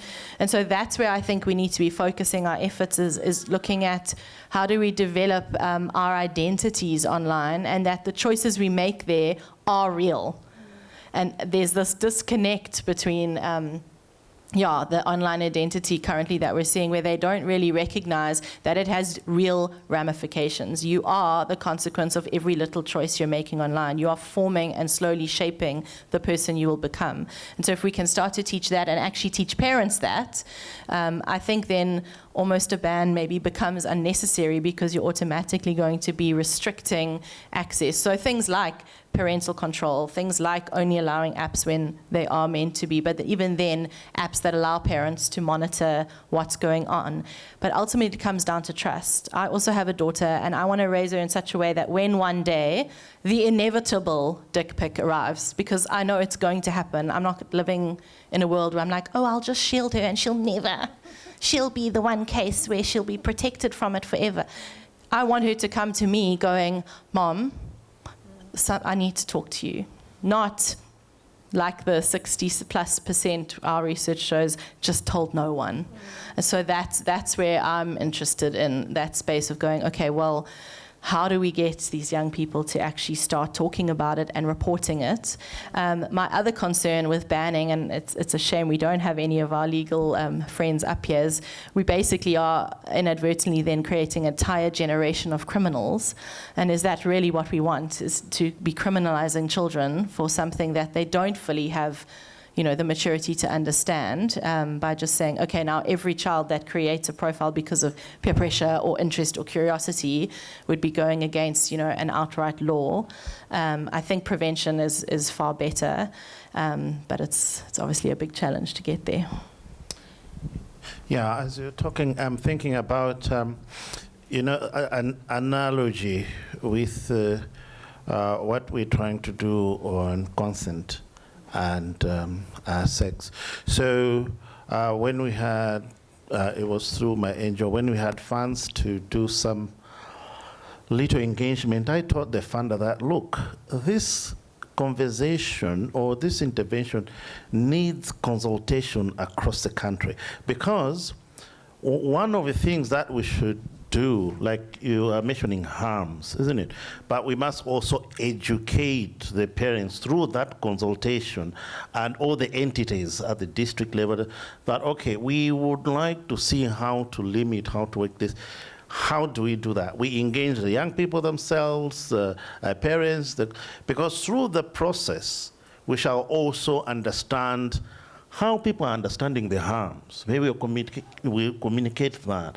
And then how we are going to address it. If there is going to be some limitation, then the consultation will be like a way to get buy-in, maybe even from the young people themselves, because they will already understand what it is that we're trying to do. So for me, it's the process also that is important.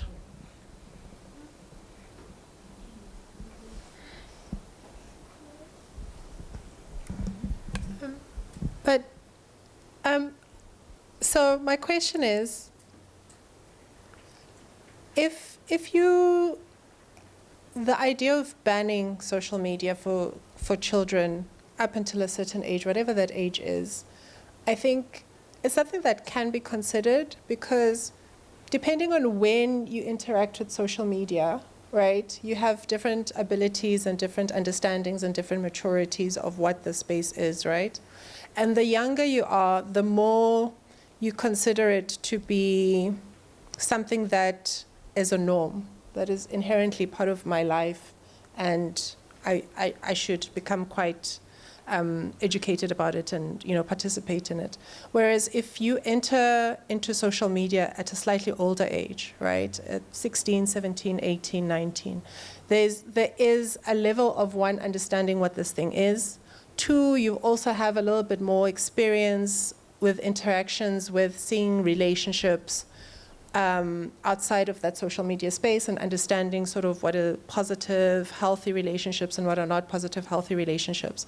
And I think also we are talking about parents needing to be the ones who assess and parents needing to be the ones who oversee, but we know that we have an economy that doesn't allow parents to do this thing. So we are also saying no to a law when we don't have the ideal situations that we're saying, well, parents should be able to do this. The parents are not there. The parents are at work. Some parents are not even participating in raising their kids. There are so many socioeconomic ills that are happening in this country. So we can't say, well, let's not ban because the parents are there when the parents are not there. And the schools are saying that they don't have the ability to do it. So then do we just let it go? Do we just, what then do we do? I think potentially thinking about what age to enter children into social media is a little bit of a better discussion than just leaving it up to parents as well.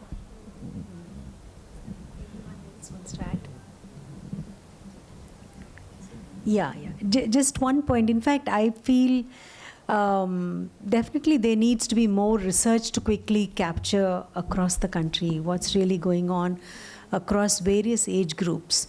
The observations that came through the presentations through the day really tell us how little we knew about what young people are doing, children are doing, and how they are navigating, and what kind of cultures they seem to be reinforcing. When we are all the time talking about working towards gender transformation and building gender equal societies, but actually they seem to be on a very different track altogether, taking all the scum and actually digesting it very well and building it into these new technological spaces, and doing exactly what we do not want them to do. So I think getting a sense of how to sift through all the behavioral practices that they have, and also have all the data put together, particularly for children around ADHD, autism, device-related, eye-related problems, motor problems. If one were to put out the huge public health concerns that emerge when it is introduced at a very early age, below 8 and 10, I think parents will take a call and definitely, I mean, it has to be a huge messaging around that. So graded ways of thinking about messaging and putting out all our feminist ideas in ways that can be palatable, I think there's a lot to do there. Yeah, ma'am, you want to say something? Thank you so much. Yeah. I believe if you ban at a certain age, they're going to reach a certain age where they're going to be exposed to social media, so that will defeat the whole purpose. They need to learn from the infant stage. We should just go back to basics. What did we do, or what did society do to teach a child right and wrong? In school, they taught them right and wrong. They had concerts, shows. You know, you go at the end of the year, the parents will go, they'll put on a play, have something like Miss Rachel Blippy. They like those shows. They learn from those shows. So put things out there in the media context, so that the child learns. Because if me as a parent can tell my child, you're not supposed to do that, he's going to ask why.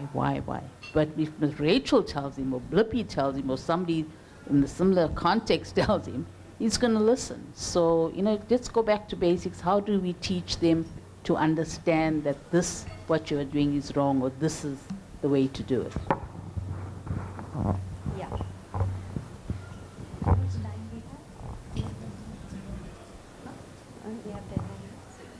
Can I just add? Yes.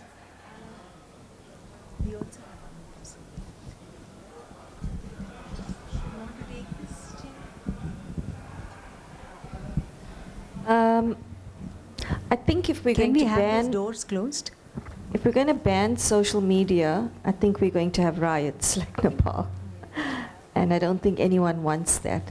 I agree that it starts from the home. Our laws are pretty good, in my opinion, where parents can be charged, unfortunately, if they allow exposure of certain content to children. But I think we're talking about, but even if we're not talking about bad content, the amount of time that children spend on social media is the issue. So maybe one suggestion coming from this conference is who from government can be reached to actually conduct a huge study to look at the impact of social media and its effect on our kids and anxiety. And the one lady spoke about the neural pathways and all those things, you know, the effect. And then maybe it can go to Parliament, you know, that something official can be done. So maybe that's something that can come from this conference.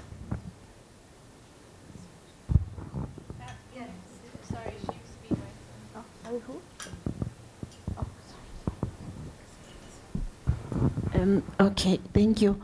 I want to support the study and the education part of it, because what we need to, instead of banning it, let us find ways in terms of how to regulate it as the country, because it's there and it has got its positives and negatives.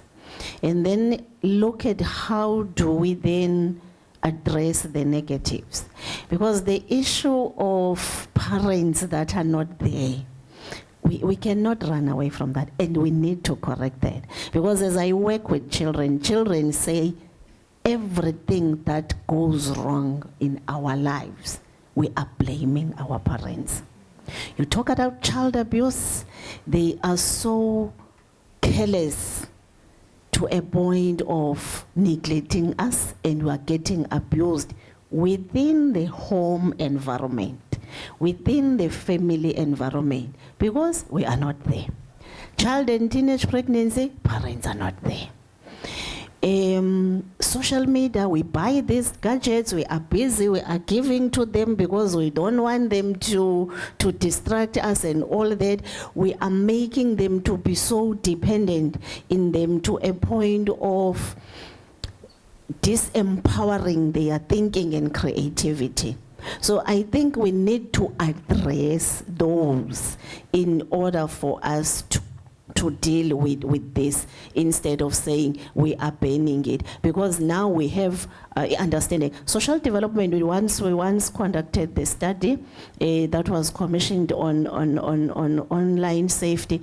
We have an understanding of the impact and all that, and one of the study findings was that parents spend more time on their phones than caring for their children.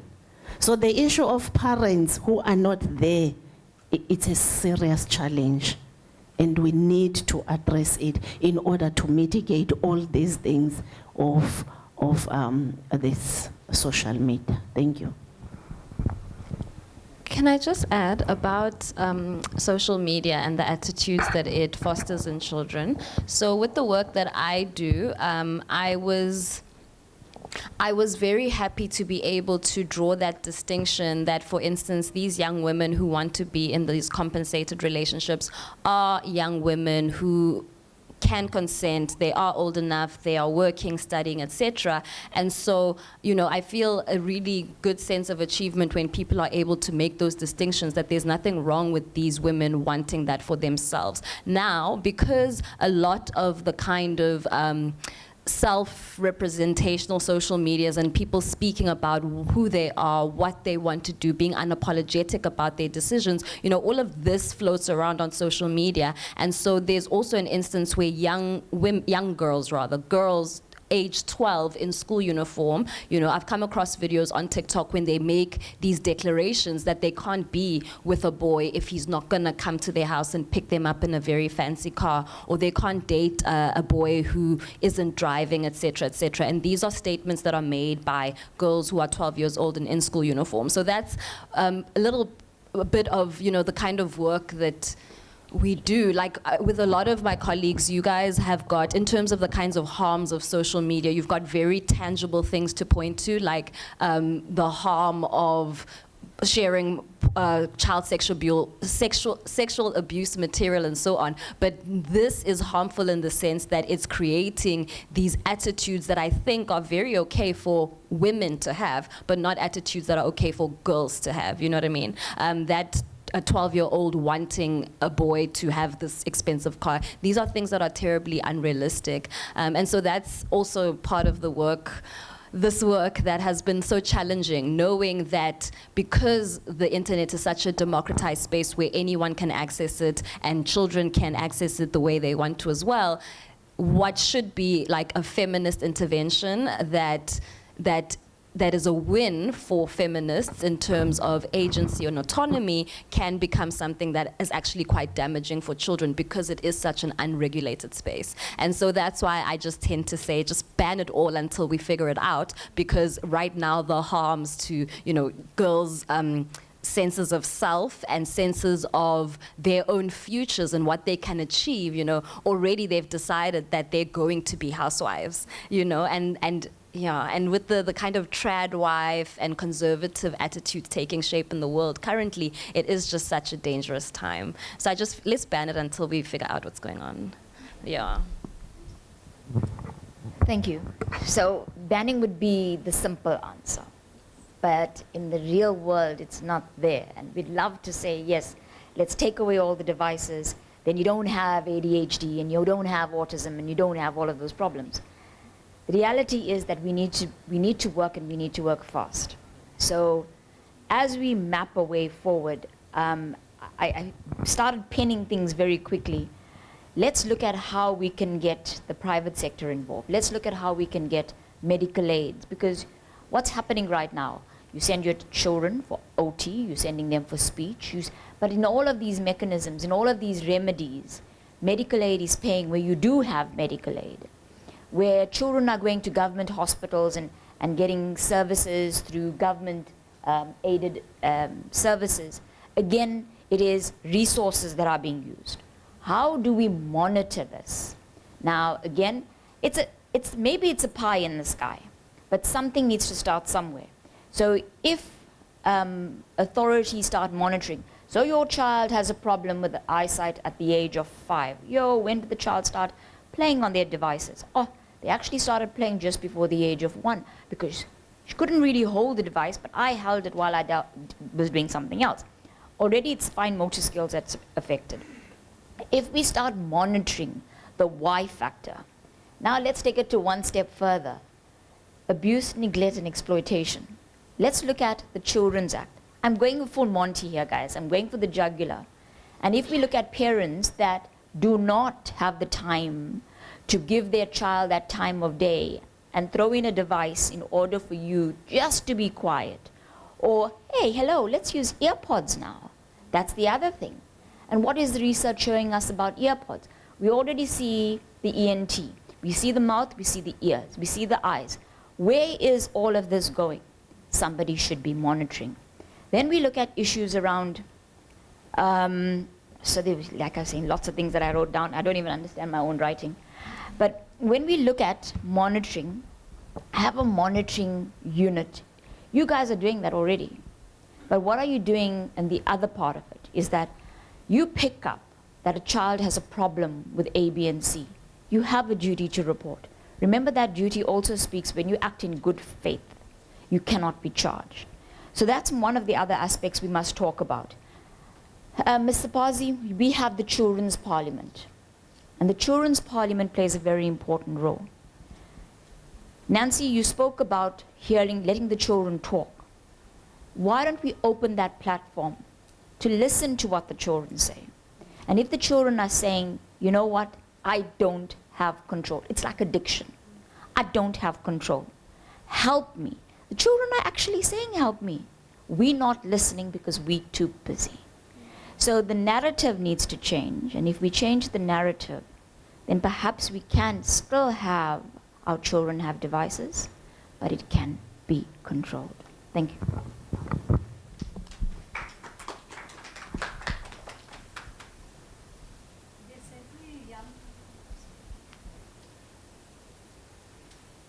There's several young people in the audience. None of you is speaking. Can some of you tell us what you think about this conversation? Don't look down. As a professor, I know when somebody has not done their homework, they look down. Yes. Can we pass on, Chenny, the mic?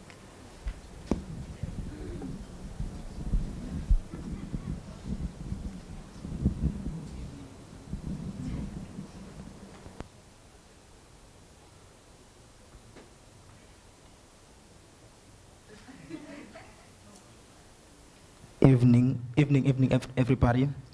My name is Njabulo Ngobo, a first-time honors student. My intake about this entire conversation, one mentioned about the awareness programs. I think you were speaking about the impact of cyberbullying in school children, and you mentioned that the programs, awareness programs you were doing, and you said you received numerous calls after the program. And now, the parents, you said, ma'am, you mentioned that the parents, you mentioned that the bottom-up approach, that the parents must educate these children on how to use and maneuver social media platforms. Now, throughout the discussions, we found out that parents are not there. Parents are not equipped to help these children. Some of the parents themselves are struggling to maneuver these social media platforms. Themselves are bullying each other in these platforms. Now, how do we expect them to teach these young children now to use social media in a responsible manner? Now, I propose that we need to fund these programs, these awareness programs, to even in the disadvantaged communities as well. Teach these parents how to use social media platforms. So then we can narrow it down to children now. Because if the problem is with the parents, how can we then expect the young children to use social media in a responsible manner if the parents themselves are not responsible, are bullying each other on the social media platforms? Thank you.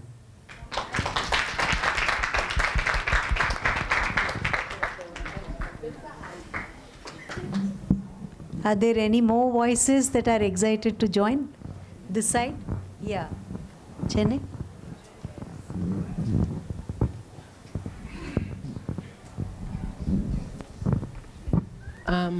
Good afternoon. What? Why do I have to stand up all the time? Have to stand up. You can sit, we can hear your voice.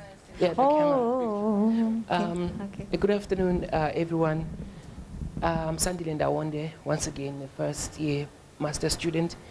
One of the panelists mentioned, hinted something that I actually wanted to say earlier on about parents being the ones who are responsible for making sure that children are using social media platforms in an ethical manner.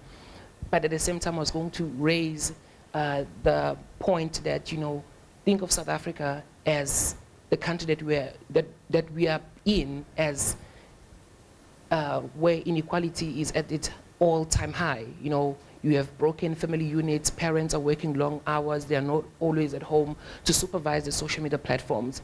But at the same time, one of the panelists once mentioned the importance of social media platforms when it comes to education of children using some of these platforms. So in my mind, I thought, instead of just simply saying that let's ban these social media platforms, how about we then make something called like the dumb phones? You know, devices that are tailored specifically for children, for minors, to use these devices for themselves, instead of just having a minor using an iPhone 16 Pro Max like mine, you know. You know, yeah, but that's the idea that I have. Like, instead of saying that we should ban entirely, how about we then create devices that are tailored for minors, you know, to work with these devices to assist them with their education and learning activities and so forth. Like one of the speakers mentioned Miss Rachel on YouTube and all of that. So now this time around, let's make devices for these children, because I do believe that there are resources, there is a way to do these devices, or rather manufacture them. So yeah, I don't tell the billionaires to step up. I mean, yeah, thank you.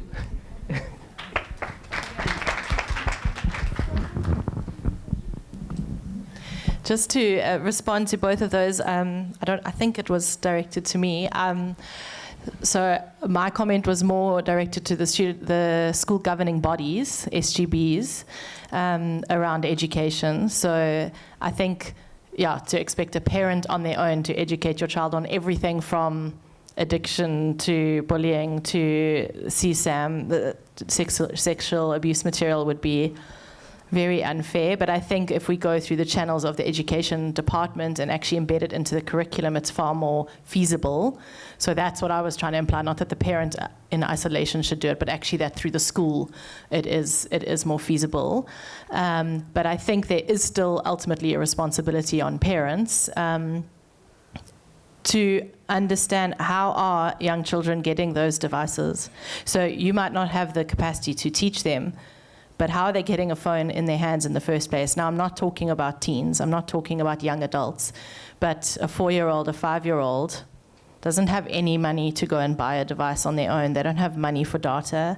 And so ultimately that is where the parents need to be educated in the harm that they are doing unknowingly to their children by propping a phone up or saying, here, play with this, without even knowing. I think that's where we need to educate our parents.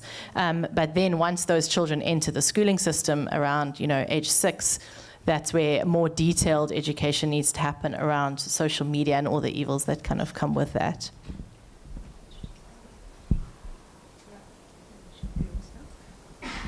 Yeah. Thanks. One last comment. Sorry, I wrote this down as we were discussing. I think it's been so lovely hearing from all the researchers today. If any of you are continuing research, it was interesting to me that no one is looking at the tech companies that make these apps, and maybe that is something worth future research.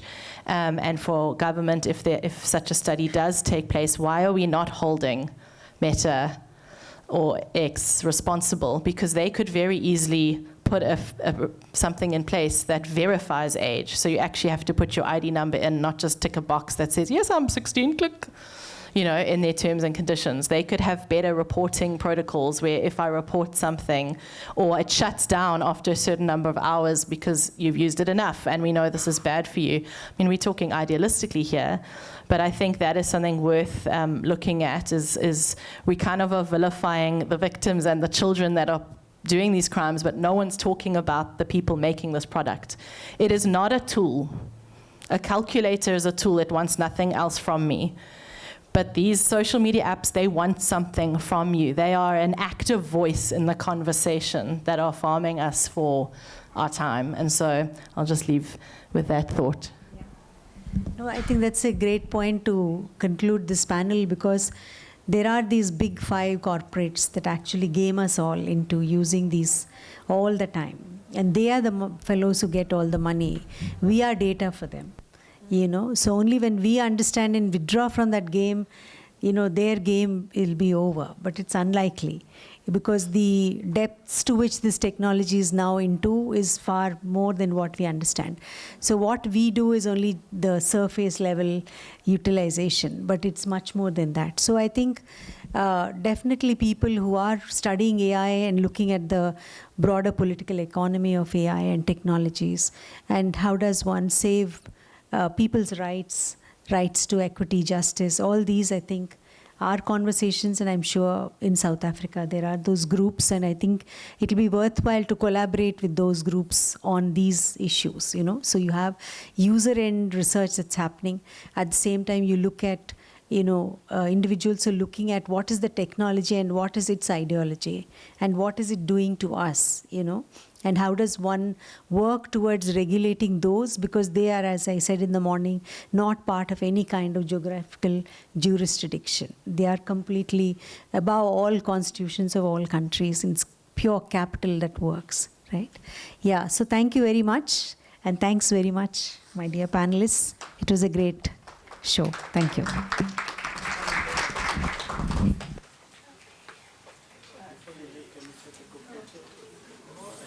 Okay, one picture before our next program point.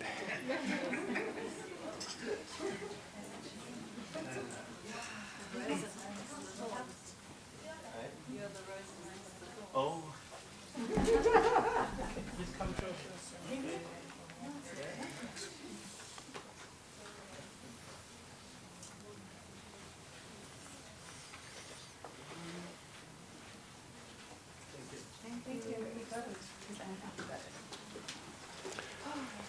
Thank you, everybody, for this great panel. And now we're really coming to our last session for today, which is the editor session. And just a little information as a background.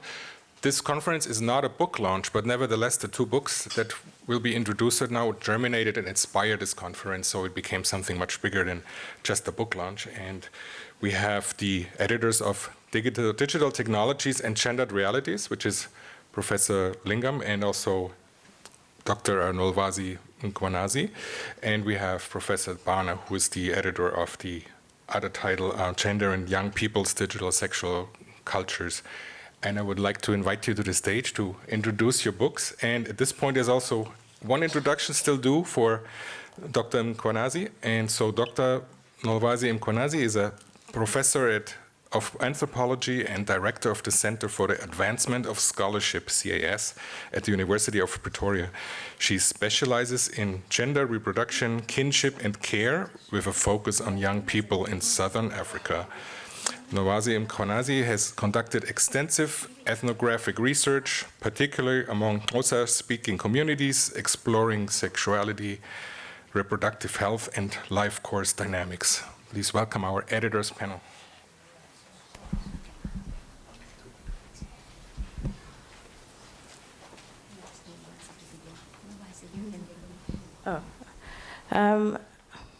Hi.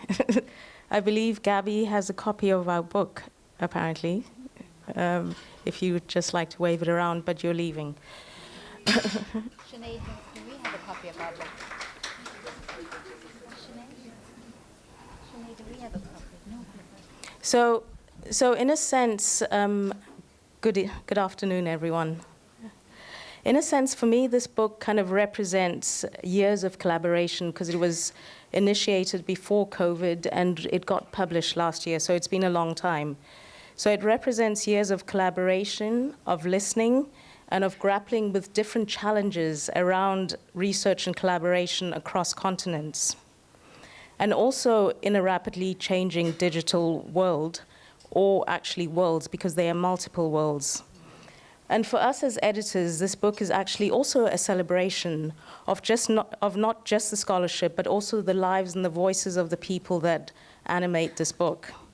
And you've already heard from two of the people who have chapters in this book, which was Gabby and Lebohang, who also, I think, is not here at the moment, as well as Professor Barner, who was part of the South African contingent of the book. So for young people, especially, mobile phones, as you've heard today, are crucial. And they're quite central to the ways in which they shape their identities, they play out intimacy, they love, and they are sexual. So this book actually explores digital lives in a comparative way, and I think this comparison is actually really important. And what I missed a lot in your talks earlier was I got a lot of a sense of what is happening in KZN with these wonderful studies you're doing, but I didn't get a sense of what is specific about the KZN context or the South African context to a certain degree. And so what we were able to do with this book, which I think is incredibly important for scholarship, is to show what kind of value a comparative perspective can bring. So the countries that we worked in, India and South Africa, are very similar. They're both in the global south. But they're also shaped by deep inequalities that kind of reverberate across class, gender, and generation. But they're also very different.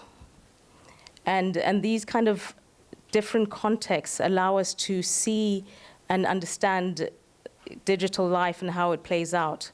So, for example, in India, in the book, we have, I think, 4 South African chapters and probably about 8 chapters from India. And there's a reason for this, which we could discuss at a later stage if you're interested. So what we saw in India, which this has been brought up in the keynote earlier on, is that phone ownership among young women is contested. And sometimes it's even banned in families and in communities. This is not the case in South Africa, for example, where, by contrast, men, women, young girls, young boys all own mobile phones, and these mobile phones are quite accessible. In India, for example, we see in very kind of rural and conservative communities, having a phone, especially as a girl, can be seen as dishonorable. It can be seen as a threat to the family's reputation and even lead to social stability. This is not something that happens in South Africa as much, if it happens at all. But in South Africa, the barriers that we see are ones of the data cost. They're ones of kind of patchy digital kind of infrastructure in rural areas. And they're also ones of unequal digital literacy. So while access in South Africa seems kind of more open, it's also essentially stratified in terms of class and in terms of geography. So what this does more than anything is show us the ways in which comparison actually matters. And it also allows us to see that technology is actually not and never is neutral. In both places, the same device, the mobile phone, carries with it different meanings, it carries different risks, and it carries different opportunities, depending on where you stand in society. So I guess for me, the important thing about our book is really this comparative perspective, which actually sharpens our insights into showing that not only do mobile phones actually open up new worlds, and also expose the old worlds of patriarchy, which many of you spoke about, of class inequality, and of generational control. But they also show us that these sources of anxiety that come with the idea of, the mobile phone, for example, carry and are experienced kind of differently and have, to a certain degree, different kind of anchors in different places. So in India, we were able to see that this is more tied to religion, to caste, to family honor.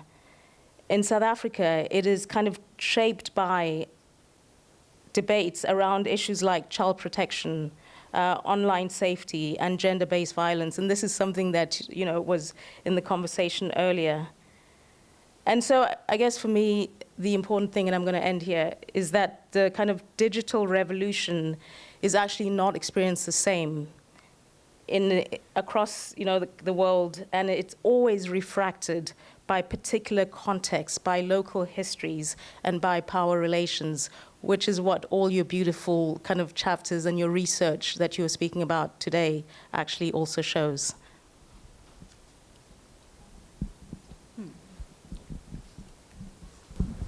Yeah, thanks, Nulwazi, for setting the tone for the book. In fact, I'm a scholar who works a lot in the area of gender and also on health and public policy. So a lot of my writings are actually very empirical driven. Whereas when I stepped into looking at digital technologies and gender fault lines, I had to actually learn a new vocabulary, because a lot of work in the digital space, particularly using a gender lens, and also lenses that look at, how does power operate in society. You actually are walking in the sector, or let's say in the realm of cultural studies. And to a certain extent, the scholarship that comes from anthropology. So I actually had to learn new vocabulary, also read a lot to get a sense of how to understand all the papers. Because apart from selecting and editing and getting the papers edited, we also had to structure a book, and the book also should be in a organized in a way where the papers are talking to each other between India and South Africa, and they are cohesively organized so that a bunch of every 3 or 4 papers have something in common. So we found that papers around dating apps or the blessed kind of thing largely seem to be falling within the realm of technology of the self, where you actually are creating a kind of online persona of yourself, and there is a kind of gender performance that is taking place in order to be able to attract attention, in order to be able to get friends, or in order to be able to get build new relationships. So we then looked at how does the concept of technology of the self that Michael Foucault has developed, be useful for us to look at these interesting observations that are coming from both these sides. Then we also found, for example, specific to India, women have to give justification as to why they're holding a phone or why they're carrying a phone.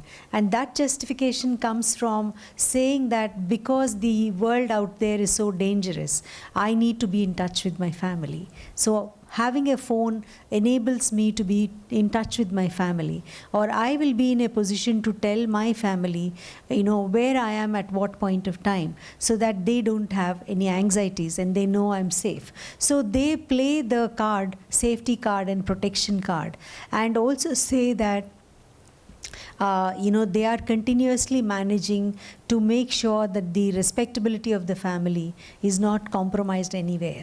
And then how does one look at this? While women do enjoy watching things on YouTube, sending images to each other, having chats on WhatsApp, and maybe have a Facebook account with a different name, but when it comes to convincing their family or letting them know the neighborhood that they are all good women, they basically what they do is what Danish Skandiuti talks about, bargaining with patriarchy. Okay, so we were trying to look at, given these new empirical observations that are coming from the digital space, or from the space where women and young girls are using digital technologies, what are the old codes? How are they coming back to play in new ways, right? So the gender script doesn't change too much.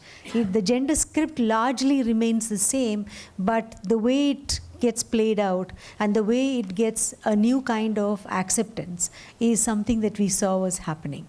And another interesting thing that we also notice with smartphones or phones in general is the dyad that exists between the private and public. That has completely collapsed. The physical distance of a public and private, or as I mentioned, that staying within a home and closing the door, families think that their daughters are in home and protected, but actually they have a mobile phone and they're out there. They can be on a Facebook Live, they can be posting things from their kitchen, from their washrooms. So there's nothing, there's no distinct difference at all. So it collapses the whole idea of private and public that existed in our understandings in earlier times. Then interestingly, we also noticed that the preoccupation of socializing girls to be good girls. A lot of our studies also came from low-income background children, girls particularly. But of course, the dating apps, etc., come from slightly privileged background of young people from university background. But studies, the papers where we were looking at Muslim girls from Hyderabad or young girls from Mumbai, they come from low-income neighborhoods. And there we found that families often will say that girls will not be good girls if they get phones in their hands. Then we asked what happens to boys if boys get phones in their hands. Will they be good boys or bad boys? So it's interesting, they have very different parameters. Because boys will say, if you don't give a phone, I'm going to run away from home. And therefore they give a phone to a boy.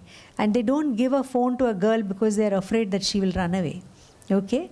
So keeping somebody from harm's way or keeping somebody from harm's way varies for boys and girls. Okay? And the fact remains that they want girls to be good girls. They have to do all the domestic work and go to school and pass their exams. Whereas boys have to definitely study well and pass their exams so that they can get jobs and have an upward social mobility. So they also want boys to be good boys. And therefore, when you closely look at this, they say, if you don't give a phone to a boy, he will become a tapori. Okay? And the word tapori comes from, means wayward boy. A wayward person who is not at all interested in being productive. And interesting, in a lot of Hindi films, we actually have our heroes who are very endearing and they don't want to be productive because they are actually providing a critique to the broader capitalist society, saying that, I want to sing, I want to dance, I want to relax, I don't want to work. And the heroines really love these guys. So families are very afraid. So how is it possible that you don't have a productive girl who is hardworking at home and you don't have a productive son who is going to earn wages? So in the service of capitalism, none of us can be leisure seeking. None of us can be relaxing. So the mobile phone is given so that they can study, they can all do very well, and they can succeed. So you have the same parameters of aspirations and same things, but mobile phone comes into the picture in very different ways. So it's interesting how you actually have old stories, but the mobile phone keeps getting itself fitted very well into a very old story. And people are comfortable when they can see that their narratives are there intact and the mobile phone is adjusting to them. They think that the mobile phone adjusts to them. So girls, particularly women, play with it, play along, so that they have to dismantle patriarchy chip by chip. It takes time. So while in the earlier panel we were looking at children and worried about what's going on and how to control it, from the perspective of women, we're actually happy that they get access to a lot of these technologies because they do get access to information. And they also get access to understanding what is autonomy and what's agency, and be able to slowly be articulate and stand up for themselves.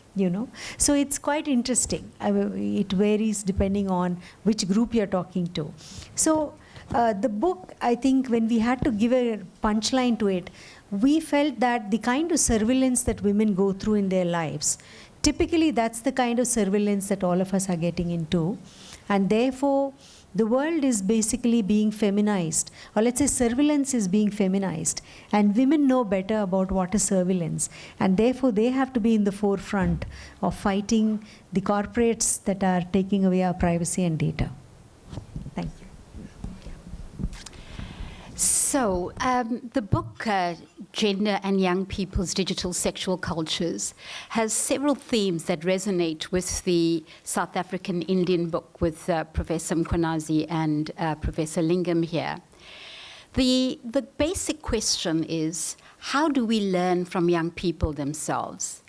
And in this conference today, one of the statements often made, let's ask young people themselves what they think about social media. And for me, this book is a reflection of young people in this province in the main, but also in Gauteng and Northwest Province, to illustrate from their points of view how they navigate social media. And the book begins with an international perspective, and it's published this year, but it begins with the US Senate bringing to book tech giants, including Mark Zuckerberg of Meta, and accusing him of having blood on his hands for failing to protect children online. So that is the one angle of the book. But against that is what young people themselves are aspiring for and desiring and engaging in. So I think it resonates with the conference today, where we are in a conundrum. On the one hand, we are dealing with what the book introduces as the firewall of patriarchy, which resonates with the first book. The firewall, just as we have a firewall to prevent viruses, we have the firewall of patriarchy, meaning how powerful patriarchy remains in young people's everyday lives, which you have seen in the chapters that were talked about today. And that girls, unfortunately, as this book illustrates, despite the variations in power relations in terms of girls harassing other girls and girls harassing boys, that the power relations remain of huge concern for the unfinished project of gender equality in this country.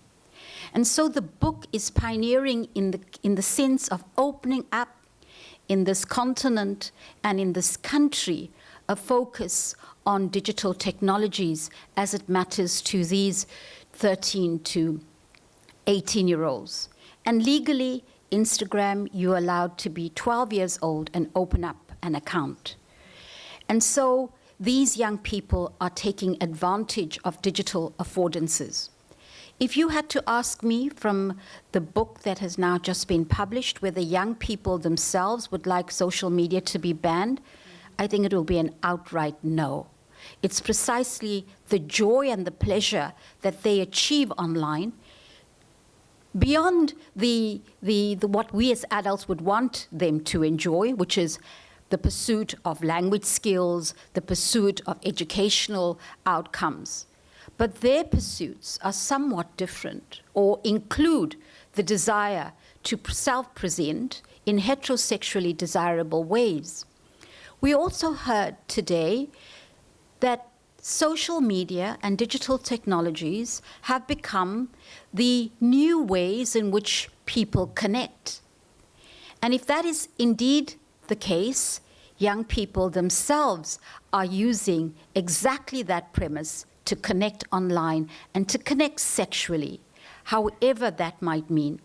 And by sexually connecting to others, they are doing exactly what the wider society is up to, meaning that this online mode of generating relationships, connecting sexually with others, online platforms have become normalized in developing and sustaining such relationships.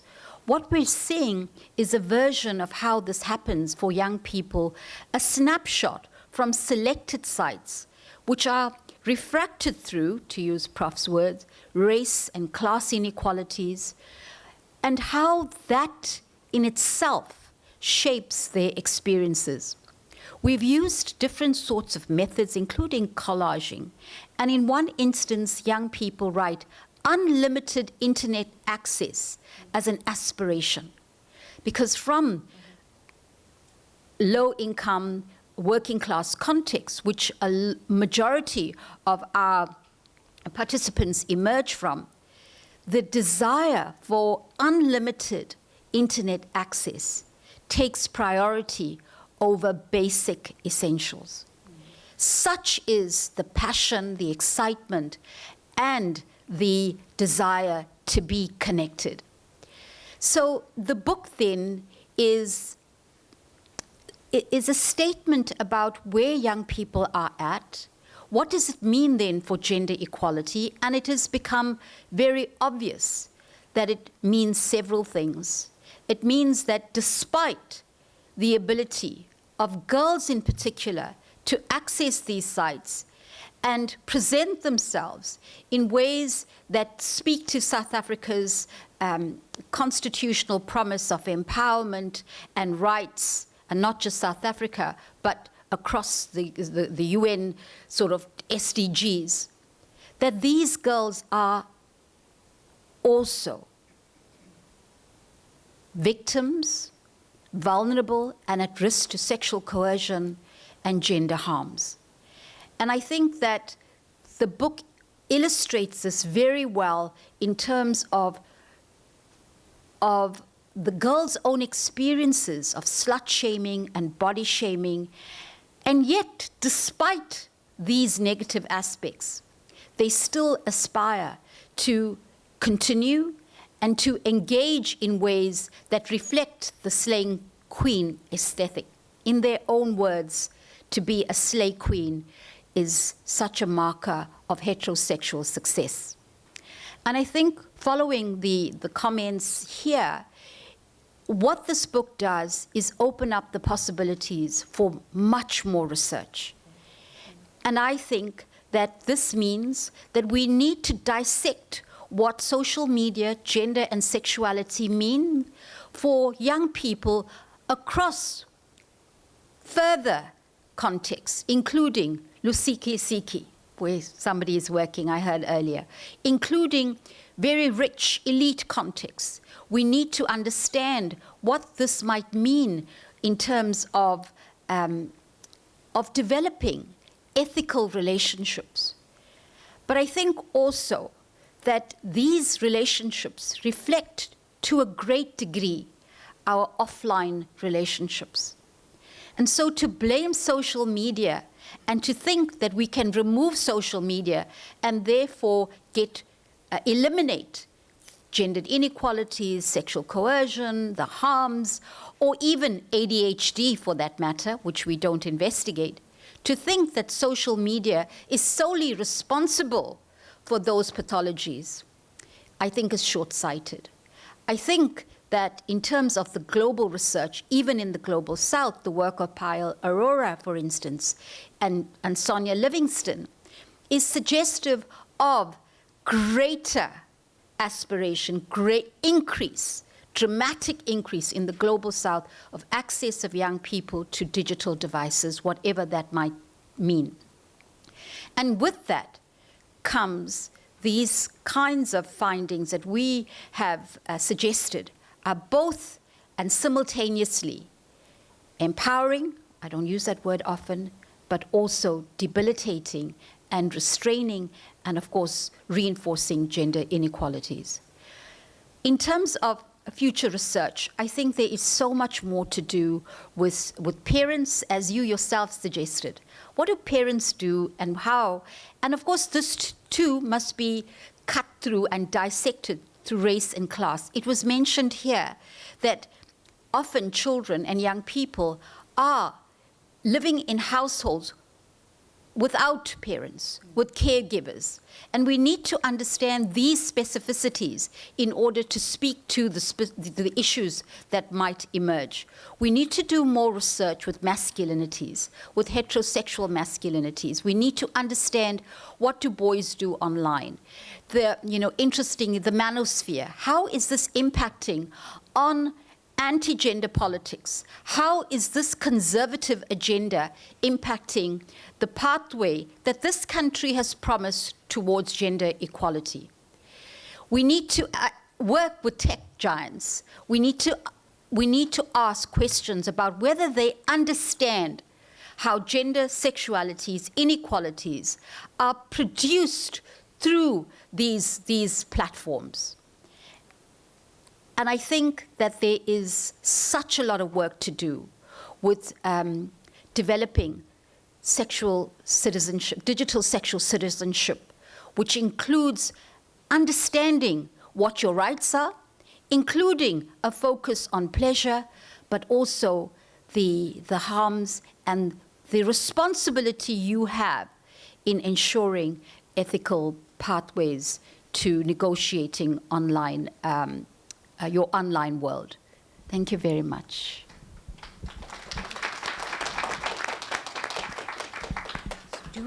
Are we opening up for questions, or are we done? All right. So at that, I know it's 17:15. I would like to formally thank every one of you here today.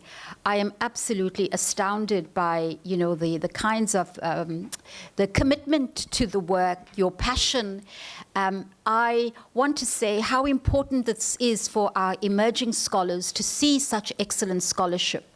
The three of us seated here, never mind the book, are so invested in the future generation of scholars. We're also so invested in high quality work, and that in the global south it is so easily dismissed that the work emerging from here lacks that. And we are testimony of why that is not the case, and why the young people and future scholars, the postgrad students, the emerging scholars are indeed evidence of how we are shaping the research world in this country and beyond.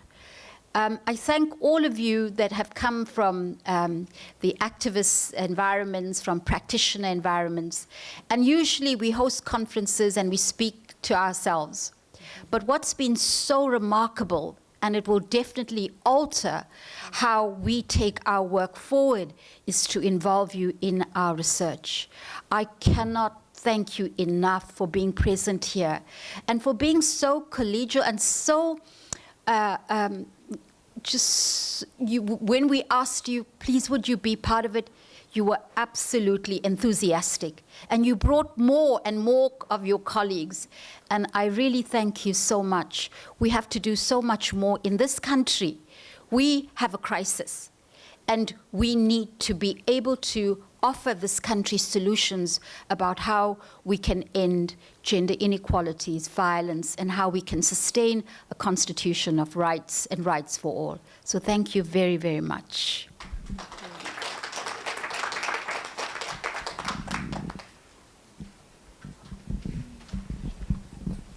And for staying till the end.